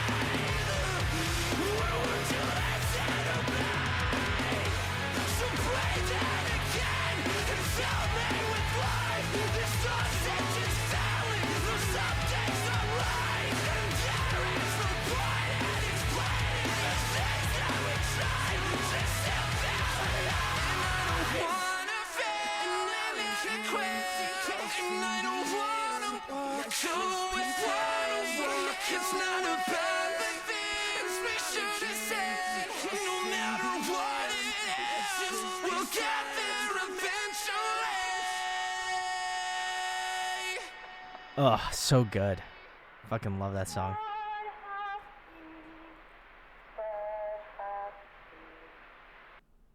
That comes in a little later. I won't spoil the surprise for you. But guys, that was Sparkle Motion off of The Burden's newest album, Terminal. It's number 9 on my list here. I could talk hours and hours about how much I love this band and how much I love the homies, but this album I think is the best representation of The Burden. And I know I've said that a lot throughout this live, but truly it encapsulates all the emo energy that I feel like they bring, but also like encapsulates their like chaotic like mathcore kind of vibe, but also like in a like metalcore post-hardcore lens. You know, there are definitely some moments that are like pulling from like an Every Time I Die or like a Callous Cowboys or something like that, and like some of the more chaotic, or like the Chariot, you know, like really kind of using a lot of like dissonant chords to kind of measure out these really cool like guitar riffs and stuff. And then just having Jake both do the screams and the cleans is just really, really tight, and I think he's such a great front man. But I think instrumentation wise, it just like there's, to me, they're such on a level that every time I listen through to this album, I'm just like, I get to the end and I'm just so thoroughly impressed with like the writing style, the way that they kind of just exude emotion in this way. Like this album is not lacking in the emotional department. It's not lacking in the like human connection sort of aspect of things, and I just love it. I think Cassiar, when I listened to it live, it just made me cry. You know, like it's something cathartic about music that I've always really enjoyed and really admired about myself, and being able to be loose in terms of like my emotional feelings on songs and how they make me feel, and feeling connected in that way. And I think this album really, not only, I think if I didn't know the guys, I think I would still feel really connected to this album, but I think just by the sheer fact that I know these guys and I know how hard they work, I think I just feel that extra connection to it. And then just to have songs like on this album that just strike a chord with me that much more, is just really incredible. So please, if you have not checked out The Burden Terminal, please go give this album some love. It is well worth your time and your love. So definitely well deserved at number 9. But number 8 is going to be Holding Absence's newest album, The Noble Art of Self-Destruction.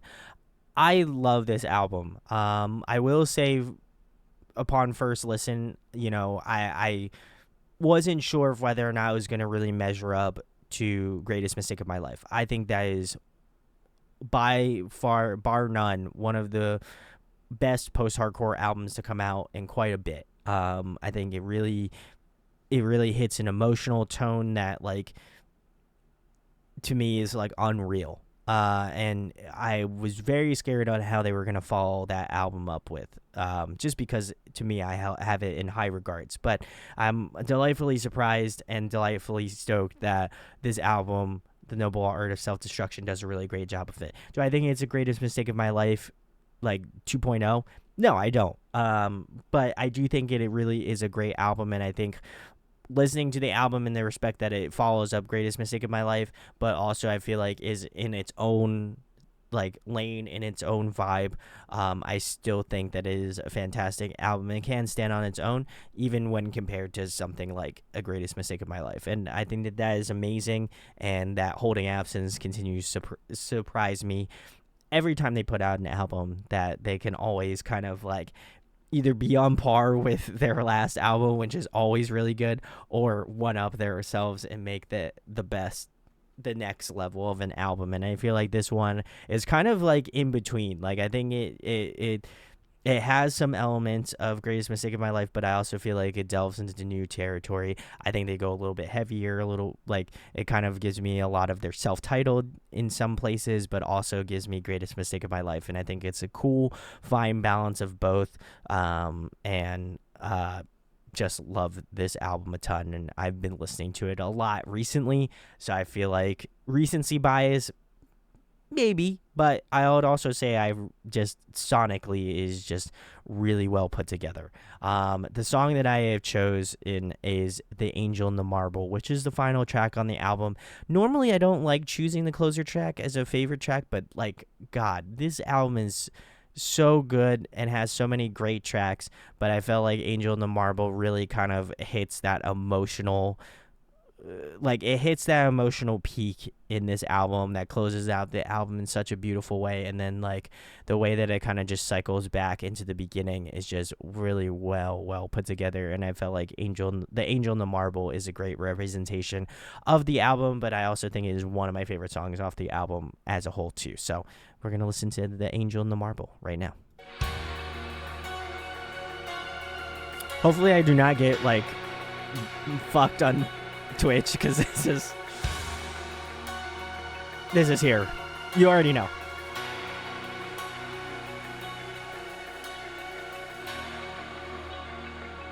Probably not. I don't think it will. It's art.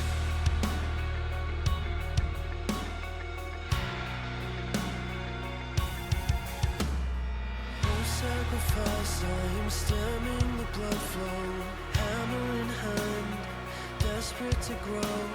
In order to evolve, I made a chopping block a home, and I gouged away myself until I hit a bone. I'm chiseling until there's nothing left. Nobody can hurt me the way that I've hurt myself. Well, I'm breaking myself down to dust again, trying my best to make a masterpiece in the end. 'Cause there's an angel in the marble that I'm trying to set free, chopping and hacking to get to the best parts of me. Destroy to create, who would have known? There's a sacrifice for growth.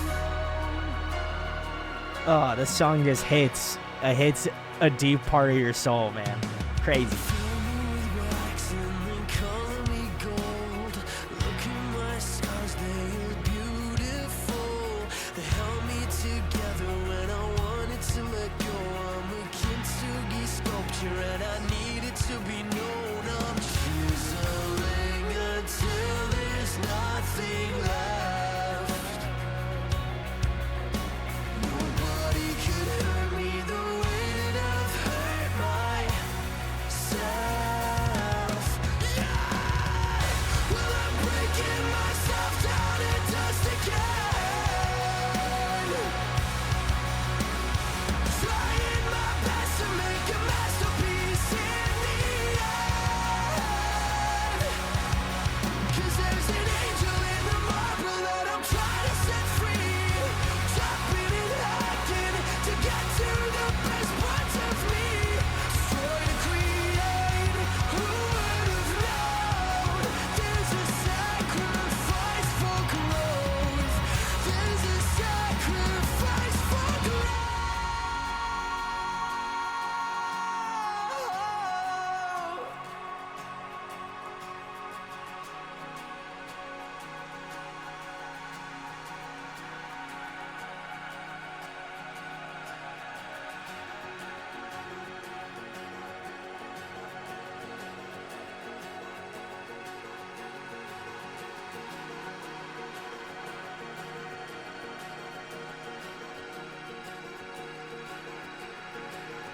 I am a puzzle, I am a painting, I am a work of art in the making.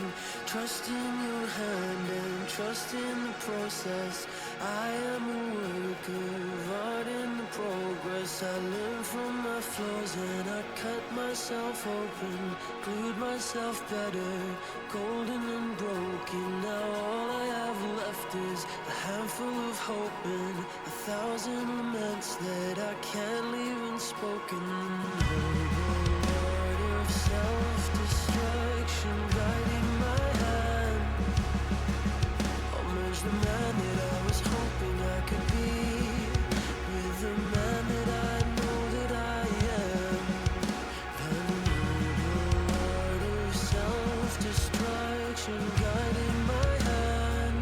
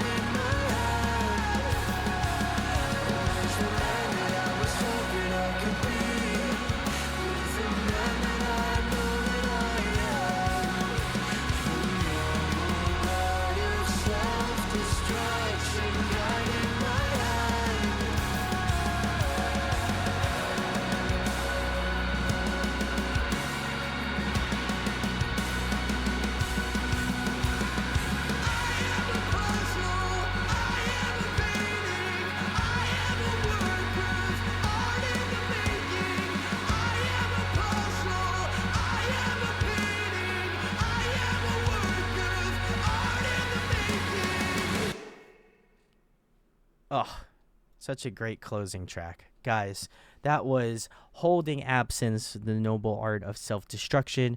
The song is The Angel and the Marble. I won't touch on this any longer than I should because the song I feel like is pretty self-explanatory, and we're at we're at 1:30 in the morning. I probably should be going to bed soon. So, try to make all this quick. But yeah, this song is beautiful. I think that Lucas is such an incredible vocalist and lyricist.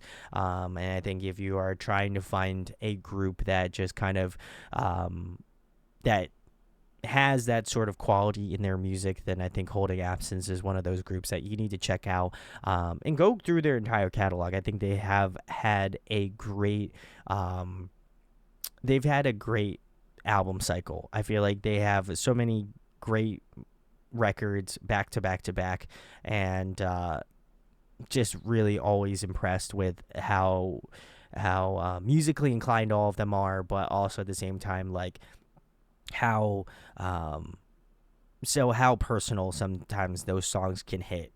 And I felt like Angel and the Marble, like, it's getting a little choked up. I think that, like, it touches a part of you that you feel like is closed off, and I think a song like this can unlock certain things about you that whether you want to come to admit or not, I feel like it is something special about this type of music that is truly special to me. So love this song, and one that I recommend listening to.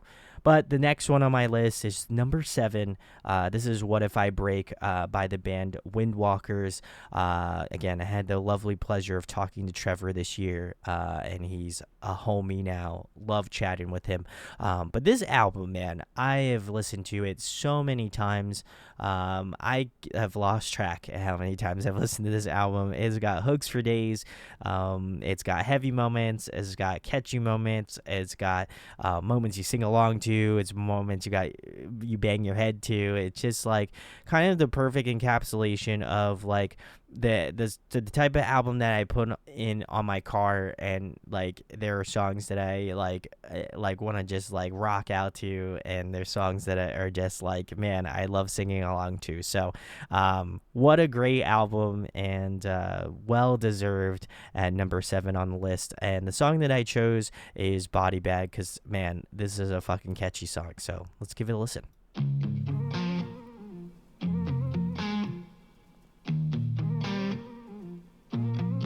Also, shout outs to Alex, the homie. The kind of make your lungs swell up and feel lightheaded. I'm chasing what you got, and I know I'm not being myself. When I'm throwing some unconscious lines, maybe if you recognized it. Will you hang up when I call? Leave me up all alone. Disconnect from my soul, even if it makes you sad. I don't got what you need. Just be sure when you leave that you leave me in a body bag, yeah.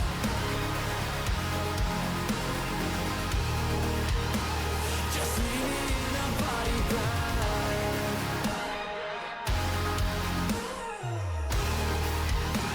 Just leave me in a body bag. Yeah, I've fucked you over about 100 times. It's getting easier to lie on you, knowing it ain't right to feel high.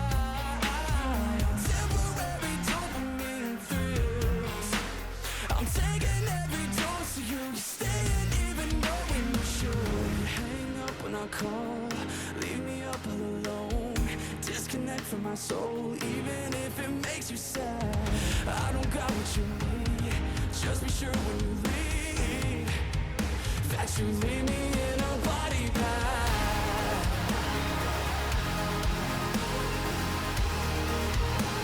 Just leave me in a body bag.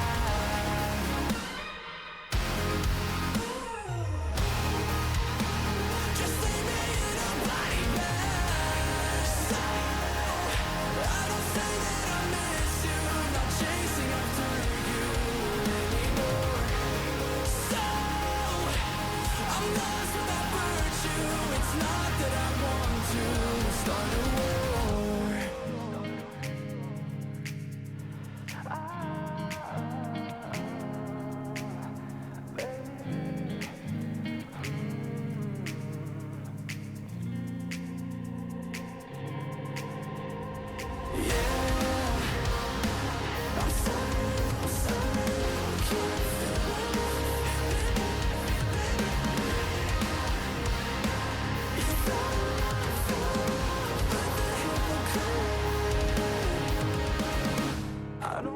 what you need. Just be sure when you leave that you leave me in a body bag.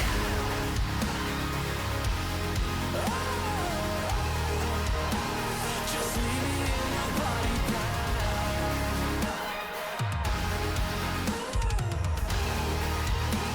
Just leave me in a body bag. So I don't say that I miss you, not chasing after you, not anymore.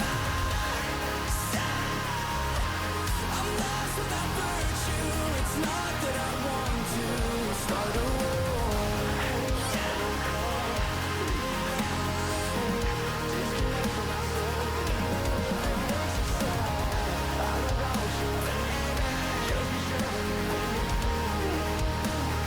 Leave me in a body bag, yeah.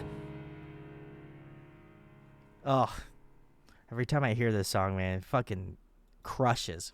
Guys, that was Windwalker's song Body Bag off their new album, What If I Break. Go check this out. I think for me personally, the reason why I think this album is so good is that I think they really take a great, like, if you think about it from like an outside perspective, I think it's got a great like pop hook to it, you know, but it is in like they like alternative rock, like metalcore, post-hardcore kind of sound, you know, and I think they do a great job of really roping you in. The song's got a good beat to it. I think vocally, Trevor is just an incredible vocalist. I think in a song like this, he's able to kind of show off his abilities as well. But yeah, this song, Hoax for Days, I love it so much, and I think the whole album really encapsulates some really good, just some really good musical hooks, and it's kind of hard to put down. I will say it's like an album that just to me is like I can listen to it from front to back and not really get tired of it, you know, and that's probably why it is amongst my favorites of the year, just for that sheer reason alone. So big salutes to Windwalkers. If you have not checked them out, go do it, especially if you're not a metalhead. I think this is a great album to kind of get you into it, you know, so would highly recommend checking this one out. But number 6 on my list is one that I knew was going to be high up on my list, but I didn't know how high, and I feel like this is about as good as it's going to get. Like I think it could potentially be higher, certainly, but I think that the albums that I have before this one or after this one, I think I've listened to more times, if I'm not mistaken. But the next one on my list is going to be Hail the Sun's Divine Intertention. I think that they, to me, have hit a new era. I'm almost positive that they have officially made Alan the drummer of Hail the Sun, and Donnie is now kind of taking more of the frontman vocalist kind of role. I know he did a lot of the drumming for this newest album, which is really sick. More specifically, Alan did the drumming for the album and Donnie did the vocals. But yeah, I love this. I love this whole album from front to back. I think that this is the Hail the Sun's. I think it's their best work to date. I know a lot of people might have differing opinions on this album, but to me, I think they have like heavy notes into it. I think they expanded upon their sound that much more, and so to me, that's why I feel like this album spoke to me the most. Like, it's just something about Hail the Sun and what they're doing that I just love. And I think a song that I don't know if I was necessarily didn't like, but I think has just gotten better the more and more times that I've spun this album. Has just become better and better. But my favorite song off this album is Maladapted. There are some other songs I feel like on the album that I really enjoyed, but I feel like Maladapted was one of those songs that I wasn't sure if I was about to a fullest extent, and now I'm just fully on board. So I love the song. Shout outs to Hail the Sun. They're awesome. But yeah, check out Maladapted right now.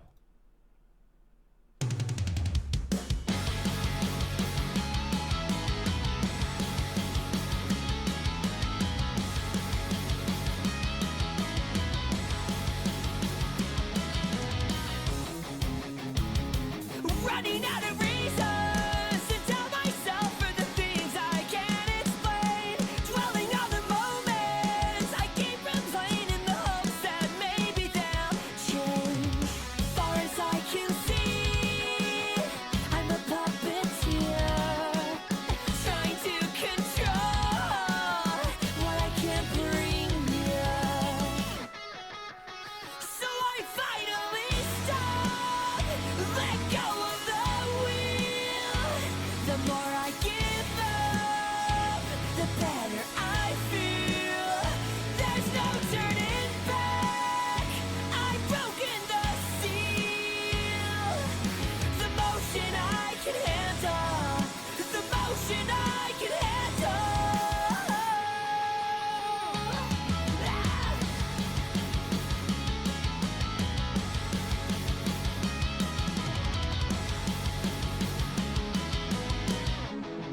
Do I care too much to leave it alone?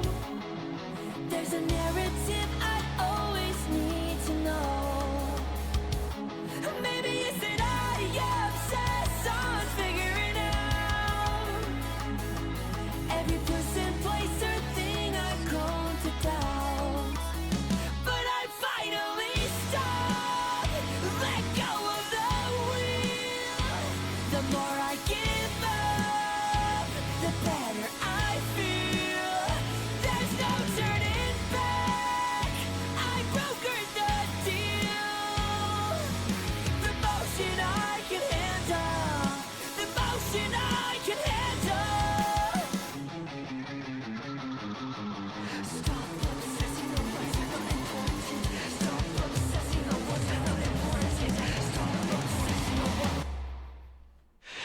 And so I give up. I give up.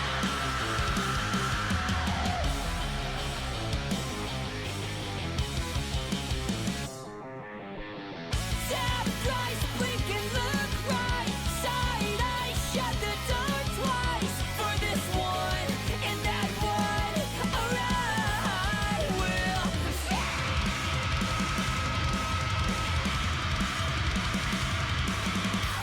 I finally stop, relinquish the wheel. The better I feel.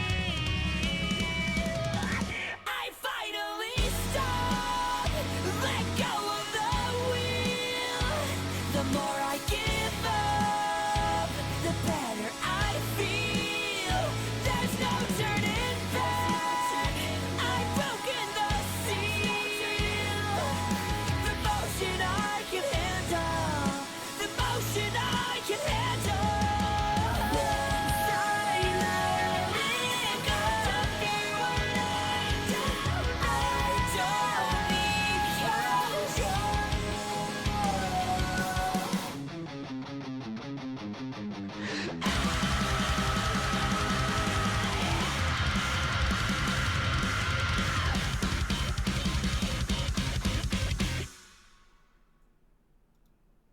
All right, guys, that was Hail the Sun, Maladapted.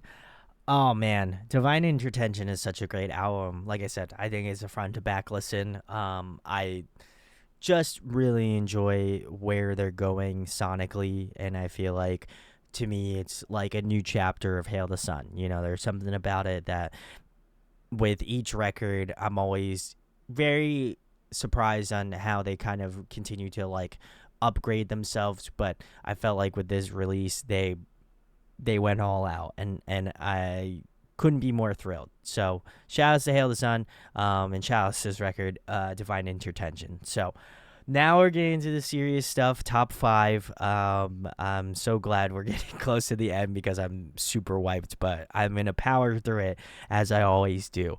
But number 5 was really hard to pick, but I feel like it was in the right spot. You know, all of these other albums that I have that are a little bit higher, like they're albums that I listen to so frequently. It's not even funny. So number 5 on the list is going to be In Van Animate's Heavener. I love this album. I think when I first listened to it live, I just fell that much more in love with it. But God, like every time that I've listened to it to this point, now. It just continues to get better and better, and man, it's just such an incredible album. And I think if you're into metalcore music, then this is definitely the one you should be checking out. I know a lot of people have considered this to be one of the best metalcore releases of this year, and I totally agree with their sentiment on it being one of the best, records of this year. But I think there might be a record or two that might be a little bit better than that one, and I know that's going to be very highly controversial, but truly, I think that In Van Anime has just kind of reinvented themselves as a band, and I think that Heavener did a really great job of doing that and just kind of continuing their evolution as a group. Marcus is such a cool addition to the band, and I know he was in their previous album, Graveview, but man, he has become that much better of a vocalist. And I also want to give a shout outs to the single Heavener and not Heavener the album. That's also a really fantastic record, or fantastic single that was going to be on the album but didn't. So I don't know, figure it out. Anyway, my next song that I chose off this album was really hard to pick. I really didn't have an idea of which song I wanted to choose. They're all great, but I think I ultimately stumbled on choosing Elysium. I love that song. I still listen to it all the time, but I think it was just such a really fantastic album, and I love the ending of the song, so I feel like I had to do it. So this is In Van Anime, their song Elysium.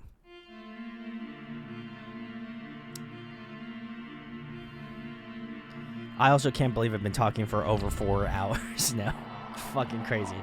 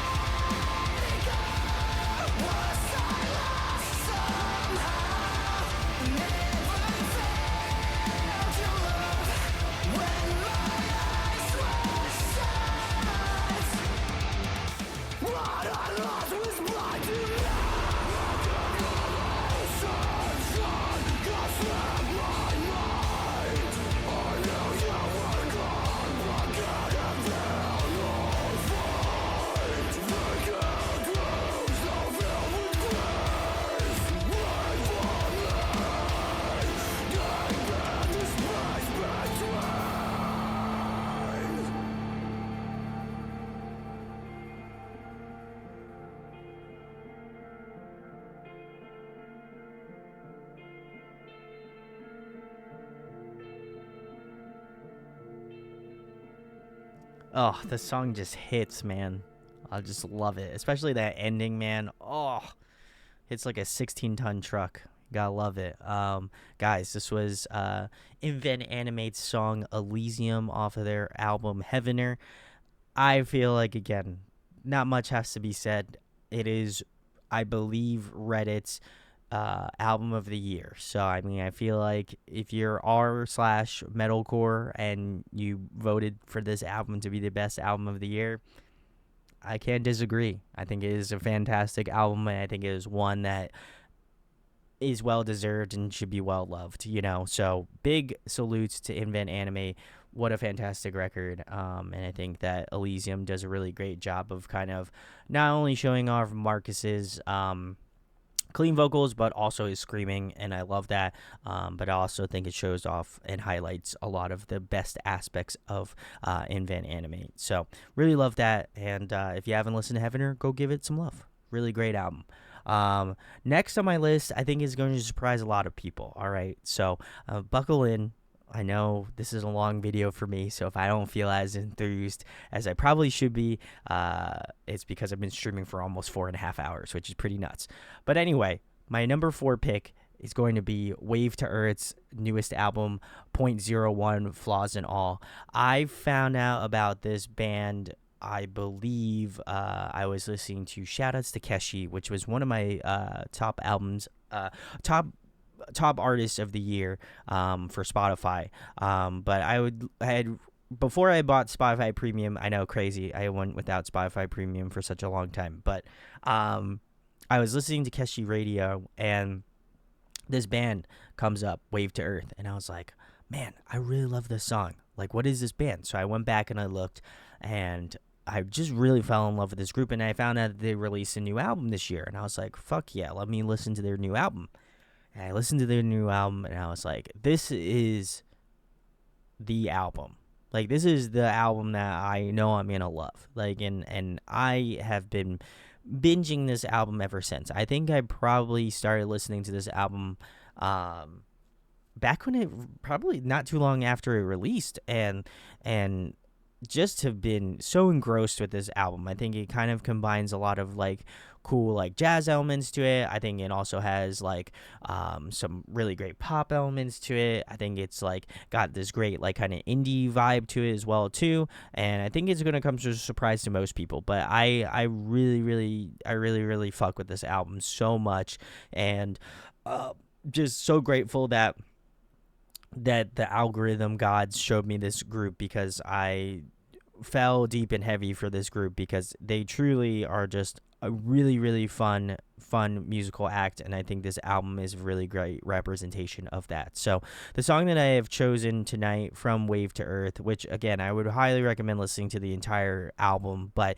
the song that I think I enjoyed the most out of the entirety of the album is a song called Sunburn. So we're gonna give it a listen.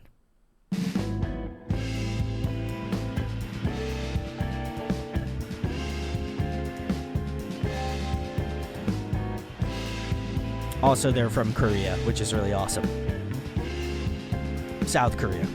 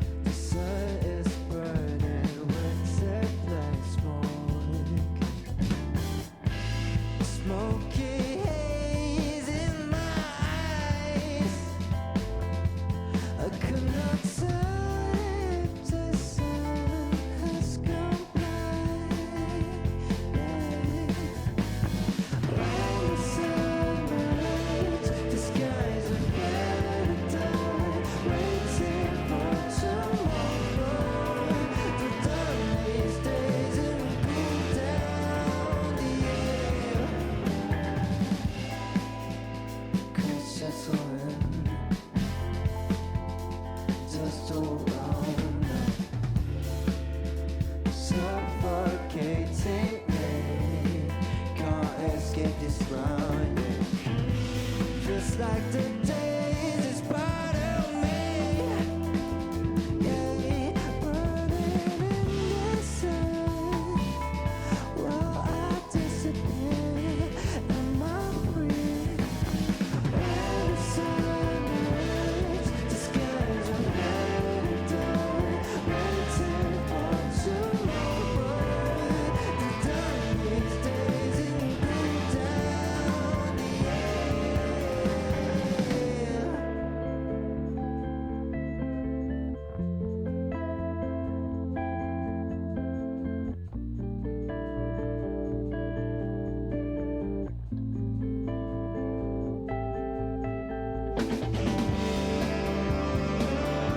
Oh, Stacks. Oh, so fucking sick.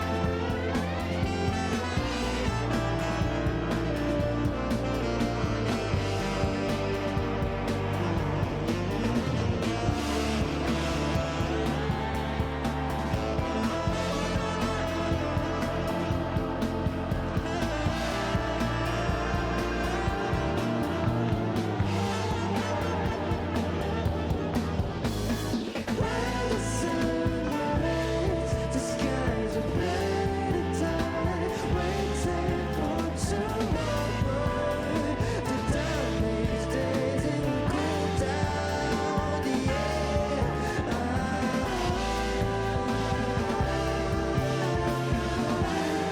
Distant light, it's all I see. Yeah, I'm burning with the sun, with the sun.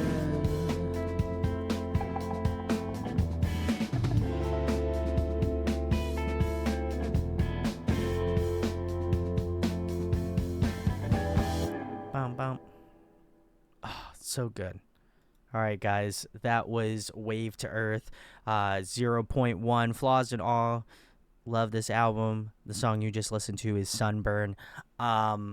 Truly, like, I feel like they're the group that was just like, man, I love all of the, like, I love all of these, like, jazz type influenced artists. And you ever get like that one artist you're like, man, this artist is for me. I feel like this album, more specifically, this group was like made for me. It's kind of wild. Like, I know that sounds really selfish, but like, truly, it's like I have listened to all of their music, and I'm like, damn, I like, this is the type of music I want to write, and like, it's so cool. So shout outs to Wave to Earth, sick South Korean indie rock, indie jazz kind of group, trio. Love them. So yeah, definitely check them out if you haven't. I think if you enjoyed this song, you're probably gonna enjoy. I would say you probably would enjoy the album without a doubt. And definitely check out their older catalog. Really cool EPs. And this is their first full length. So really sick. But shout outs to Wave to Earth. Number 3, again, I feel like 1 through 3 is so interchangeable, but this is what I'm feeling today / tonight at 2 in the morning on the East Coast. But number 3 is going to be Tesseract's newest album, More of Being. I want to preface that I am such a huge fan of Dan. I think he really stepped up his game, and I know I said it in the live review I did, and obviously I have a lot of high respect for Ash. Like, Altered State is like one of my favorite albums of all time. And Dan has done such a great job of just like being such a talented vocalist, and I think Tesseract has really kind of like, again, he is, I think, Dan is the longest standing vocalist, I think, in Tesseract right now, which is really cool. And I think it's well deserved. I mean, he just continues to get better and better with each album. And I know they took a little bit longer for this album, but I think it was well deserved. I think Dan did everything he could vocally and musically. And I think even the rest of the band Tesseract just did a fantastic job of putting this piece of art together, and it's a masterpiece. Like I said, Dan is such an accomplished vocalist, and I felt like I wasn't giving him his flowers that I feel like he deserves as a vocalist, and so I do apologize for that. I mean, I think he is such an incredible vocalist, and this album should. I think this album is going to stand the test of time, very similarly to Altered State for me. I think this album is going to be one of those albums that I'm going to look back on and be like, man, this is such a great Tesseract record. Not to say that their other material isn't good, but this is just on another level, and I go back and listen to it, and I'm just like so in awe of like their musicality. So the song that I have chosen off of War of Being is my favorite song off the album, which is Legion. So let's give it a listen. I also haven't seen the music video for this, I don't think. Fill my eyes with blood. Nah, actually, I think I haven't seen it. Stare into the sun. Linger just enough to blindness I succumb. Monastery of hate swells deep and forever. Specters rise and descend into the river. America. Monastery of hate swells deep and forever. Forever, forever,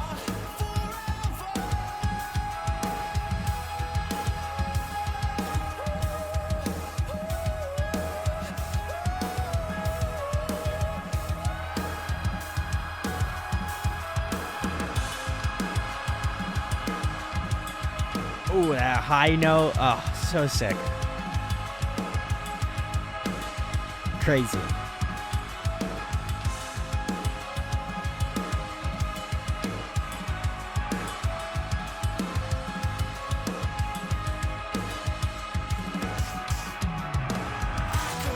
guilty free, don't you see? In a world designed for you and me, holding on to extra life, messianic deformations control nations.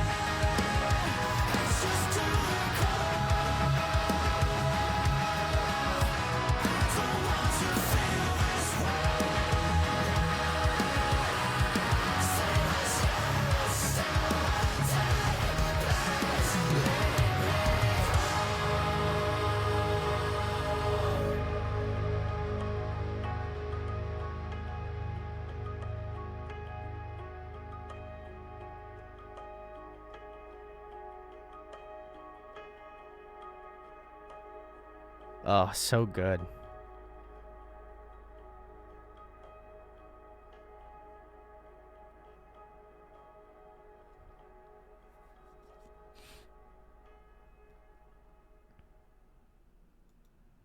All right, guys, that was Tesseract's song Legion from their album War of Being. Again, I think Dan just puts on a masterclass in terms of vocal, just styling, prowess, everything about him. I think really is just elevated in this song, and I just again, I love Dan as a vocalist, and I think this album made me respect him way more as a vocalist than I feel like I ever had in previous Tesseract albums. And that's not to say that I like talk shit about Dan or that I don't think that, I'm comparing Dan to Ash, like that's, I feel like he gets enough of those comparisons as it is. But I think for me, it's like, he really put his foot down and he really said like this, we're gonna put out the best Tesseract album we can put out, and I think that they had done that in droves. This album really hits on a different level, and again, just love what Dan is doing specifically in this song. I think he just absolutely crushed it. The ranges he goes through, the screaming, the like melodicness of it, his like falsetto range. I could talk about it for days on end. But like even the musicality of the song is just really riffy, really fun, really aggressive, but like also lightens up. It's just got this great ebb and flow to it that I think that it's just a masterful Tesseract track, and I think it is one that, again, is a favorite for a reason because I think it's so well done. But we are going to move it on to the top two, which I have to say, both of these albums I have listened to an ungodly amount of times, and it was so hard for me to pick one between the other, just because I think they're both fantastic records, and I think if I could put them in a tie, I would, but unfortunately, for the sake of making a top 25 or top 20 albums, I feel like I can't do that. But my number two choice is going to be Super Love's album Follow Noise. If you know if you know me, you know the channel, you know me, I love this band so much, and I had the great privilege and pleasure of getting to interview them earlier this year, and they put out an album called Follow Noise, and I have been obsessed with this album. I have listened to it an ungodly amount of times. I've listened to it front to back, I don't even know how many times at this point, but I love this album. And Something Good is a song that every time it comes on, I'm just like, it has the riffs, it's catchy, it's fun, it has every element of Super Love that I love about this band encapsulated into one song. And I feel like I could have chose any other song on this album because they're all fucking great songs, but I feel like Something Good is on like a god tier level for me. Like there's something about it that the hooks are memorable, the song is memorable, and I think it is the perfect song to show someone who has not listened to Super Love before. This is the song to listen to. So we are going to get into Something Good by Super Love off their album Follow Noise. So let's give it a listen. Also, the music video is gold. Love the music video.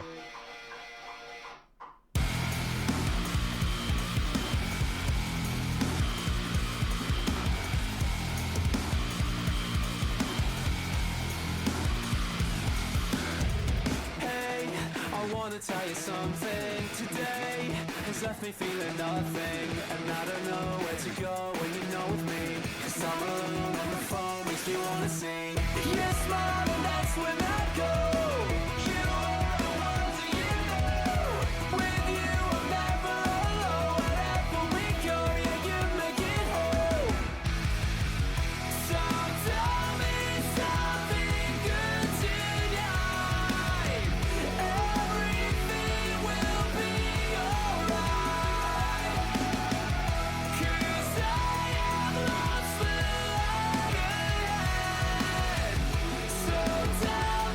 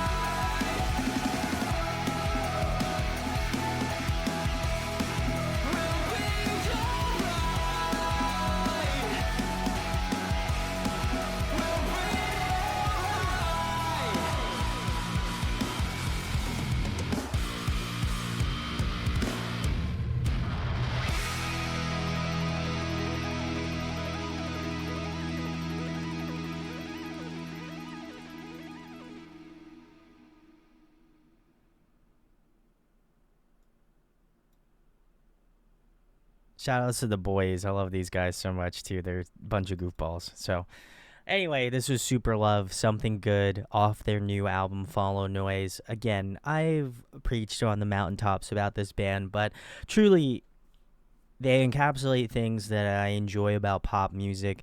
They encapsulate things that I enjoy about heavy music, but I think in a very nuanced way. You know, they're a group that I feel like I can show my friends that aren't into metal music, but like are like, hey, I would like to get into heavy music, and I feel like this is a really good kind of gateway group to have like that. And not all of their songs are heavy. Like Lifeline is one of my favorite songs, and that one's not a heavy song. That's like a really heartfelt song, and I love it. Makes you feel good. But like I think that they have this way about it that has like such this. It has like a glossy kind of like pop overtone to it, but is like kind of like has heavier moments baked in just by the sheer fact that just John and Tom being like, I would argue, more of the heavier listening end of the spectrum, and Jake being more of the like pop end of the things. I think they find a really great middle ground of having some really fun riffs both on the bass and the guitar and also in the drumming, but also still keep it in that sort of pop spectrum where you're like, oh man, this is really good because it's catchy, but it's also really fun because it's heavy. And I think it's like, I think it's nuanced in that way. So again, I love this band so much, and I think that to me they are the group that like continues to just put out gold, and I love that. So big salutes to Super Love. They would have been 2-time reigning champ of Album of the Year, because I put Colors as #1 in 2022, ironically enough. So I feel like it's fitting that they're in my top 5 for sure, because I think they're always going to be. But unless, we'll see what the next record brings. I don't know if they're going to be on to a next record, but we'll find out. But my #1 pick, drum roll please. I know it's one that you've all been waiting for, especially if you've been sitting here for like the past almost 5 hours. Thank you for watching. If you have been watching this entire thing live, if not, you'll be seeing the split up version on YouTube sometime either today or tomorrow. I don't know. I'll have to depends on when I have time to edit it. But #1 album of the year for me in 2023 is going to be Future Static's Liminality. I, very similarly to Super Love, have not been able to put this down. And I think that to me is like a heavy album. I feel like heavy albums are really kind of difficult for me to quantify because I've kind of just changed my musical styling over the years. But I feel like this year more specifically has been a year where I've tried to branch out and listen to other genres of music and kind of do it. And I will always love heavy music. That will be always a staple in any album review, EP review, all that sort of stuff. The heavy music is always going to be a part of my life. But I almost felt a little bit of a disconnect this year with heavier music, and Future Static put out this record. And I know it's on the newer end of the scale. It's only been out for maybe a month, I think, roughly. And ever since I did the live of the album, I have just not been able, even since I did the reaction videos in like the middle of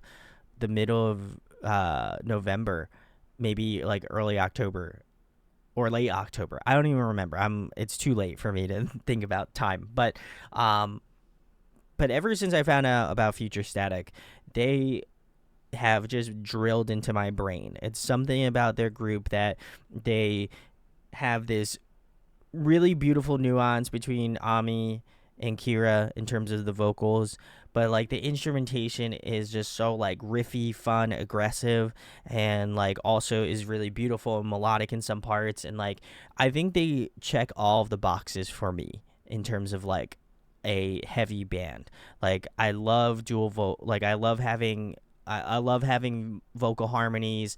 I love having 2 great clean vocalists. I also love that Ami does screaming and she sounds fantastic. the drumming is insane, and I'm not a drummer, and I think the drumming is fucking bonkers. The bass playing is really sick as someone who is a very novice bass player, but as someone who is a guitar player, I fucking love the guitar riffs. Like, there's something about it that's just really fun, really aggressive, but also has some like really beautiful, like ethereal, glassy sort of moments throughout the entirety of the record, and it's just a journey. It is an album that I like routinely listen to from front to back and not get tired of. And I've listened to this album like probably, I think there was one day I just listened to it all day, like for, I don't know, like 10 hours or something, like a long time. And I didn't get tired of it. It's just something that I just kept listening to.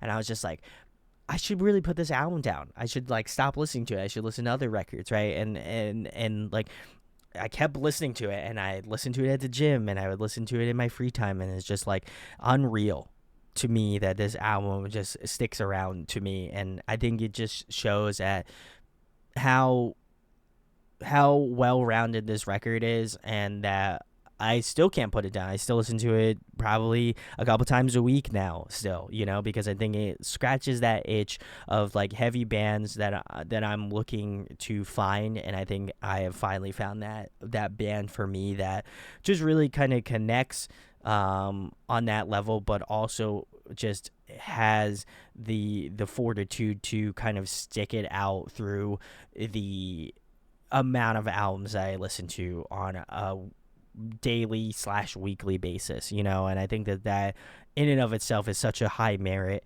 but also I think it just shows that this album is incredibly well written and is an album that I have been telling tons of people to check out because I think it is that good. So my number one pick for 2023, Future Static, Liminality. The song that I have chosen for you tonight is my personal favorite off the album.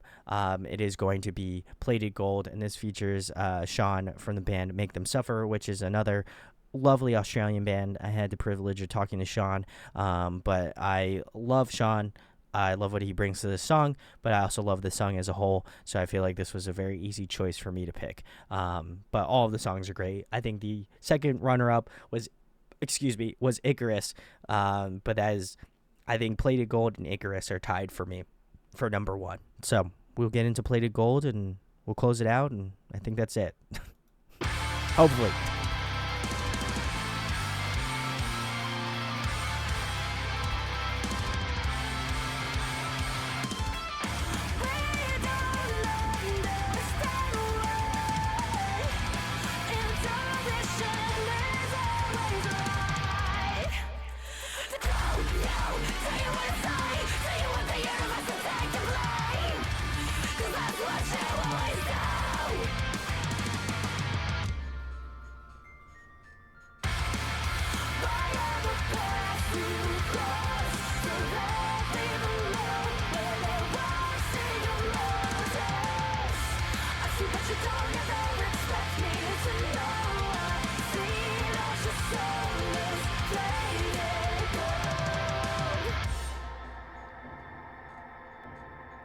You're so weak. Imagine how what this is saying. You ain't gonna stand the force of fucking turn. Put up your frame. You put your perfect life behind your walls and run an empty game. Your intentions. Claim the person. Just as I'm an agent. I'm not the only one who's action, but I'm the only one saying fuck your fabrication. Predict your crime.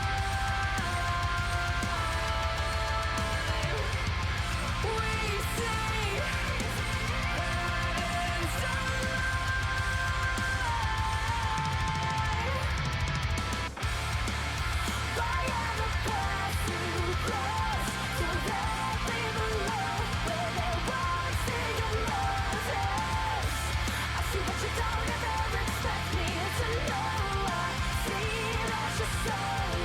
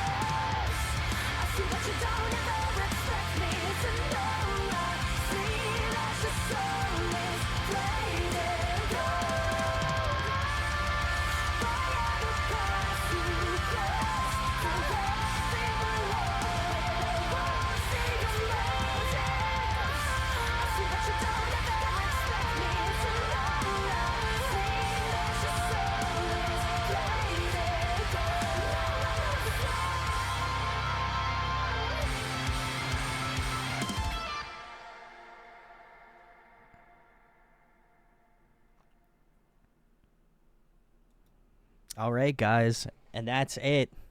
That is my albums of the year. I just to kind of cap this off, I think that Future Static is going to be that band in 2024. I know I said it in the live review, but truly, I believe that they are going to be the big band, of 2024. They are doing, God, I can't remember the fucking, I can't can't remember the UK Fest. I'm gonna look it up real quick so I got it correct. But I truly they really kind of really hit the nail on the head for me. Like there's something specific about their band that I think always impresses me in terms of their writing style, what they're able to do, and like I mean they're gonna be touring like internationally next year, and I'm really hoping that they eventually make it to the States. If not, I feel like I might have to travel out to the UK, which is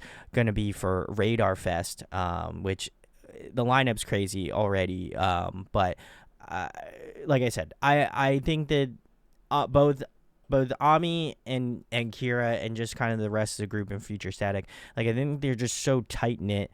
The way that the writing style is, like the way that Ami's vocals just kind of like pierce through this song. Like she has such a great, powerful, strong vocal presence in all the songs, and I think Kira does a great job of backing her up in a large majority of these songs, if not all the songs.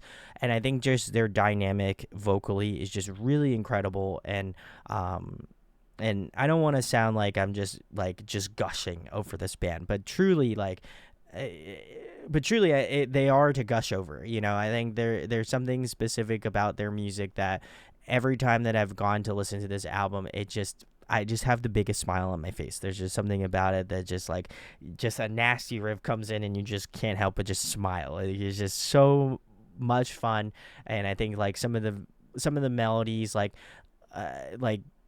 I don't feel like I get tired of them. And even if like I've listened to this song multiple times, like it's like God, I'm like, wow, this melody is really cool. Like, and I'm like, man, I've heard this melody 100 different times, but it just still sticks with me. So big salutes to Future Static again. A band to keep your eye out for in 2024. But let me know what your favorites are of this year down in the comments. If you agree with me, if you disagree, would love to know down below. This video is going to get split up into two. EPs are going out first, most likely, and then albums is coming out next, or vice versa. I haven't decided yet, but they're all going to try to go out at some point. So keep your eyes peeled if you didn't watch this on Twitch, because I know it is 2:30 in the morning here on the East Coast. So thank you for watching. If you stuck it out through the whole thing, which I don't think most people did, and I respect that immensely. But thank you for watching. I love all of you. If you could hit that subscribe button or follow me on Twitch, that would be amazing. I couldn't be more grateful. This year has been quite the journey, and I feel like every year it just makes me think about all of the wonderful things and all the wonderful people that I've met over this year of doing this. So thank you so much. I hope to be streaming more on Twitch here, and just streaming more in general. I love doing it, so maybe we should see it more often. So thank you for watching. I'm just gonna wait until this hits 5 hours. I might as well just at this point. But yeah, thank you guys so much. I hope all of you have a great holiday, whether you celebrate it or not. I hope that you're able to spend it with friends and family. So thank you so much for watching. I truly love all of you, and thank you so much for the endless amount of support. It means the world to me. So thank you for watching, and I'm just gonna wait till the clock runs out at 5 hours. So we're done. 5 hours. We're here. Thank you for watching. Love all of you. I'm gonna get a good night's sleep. Okay. Peace out. See you guys later.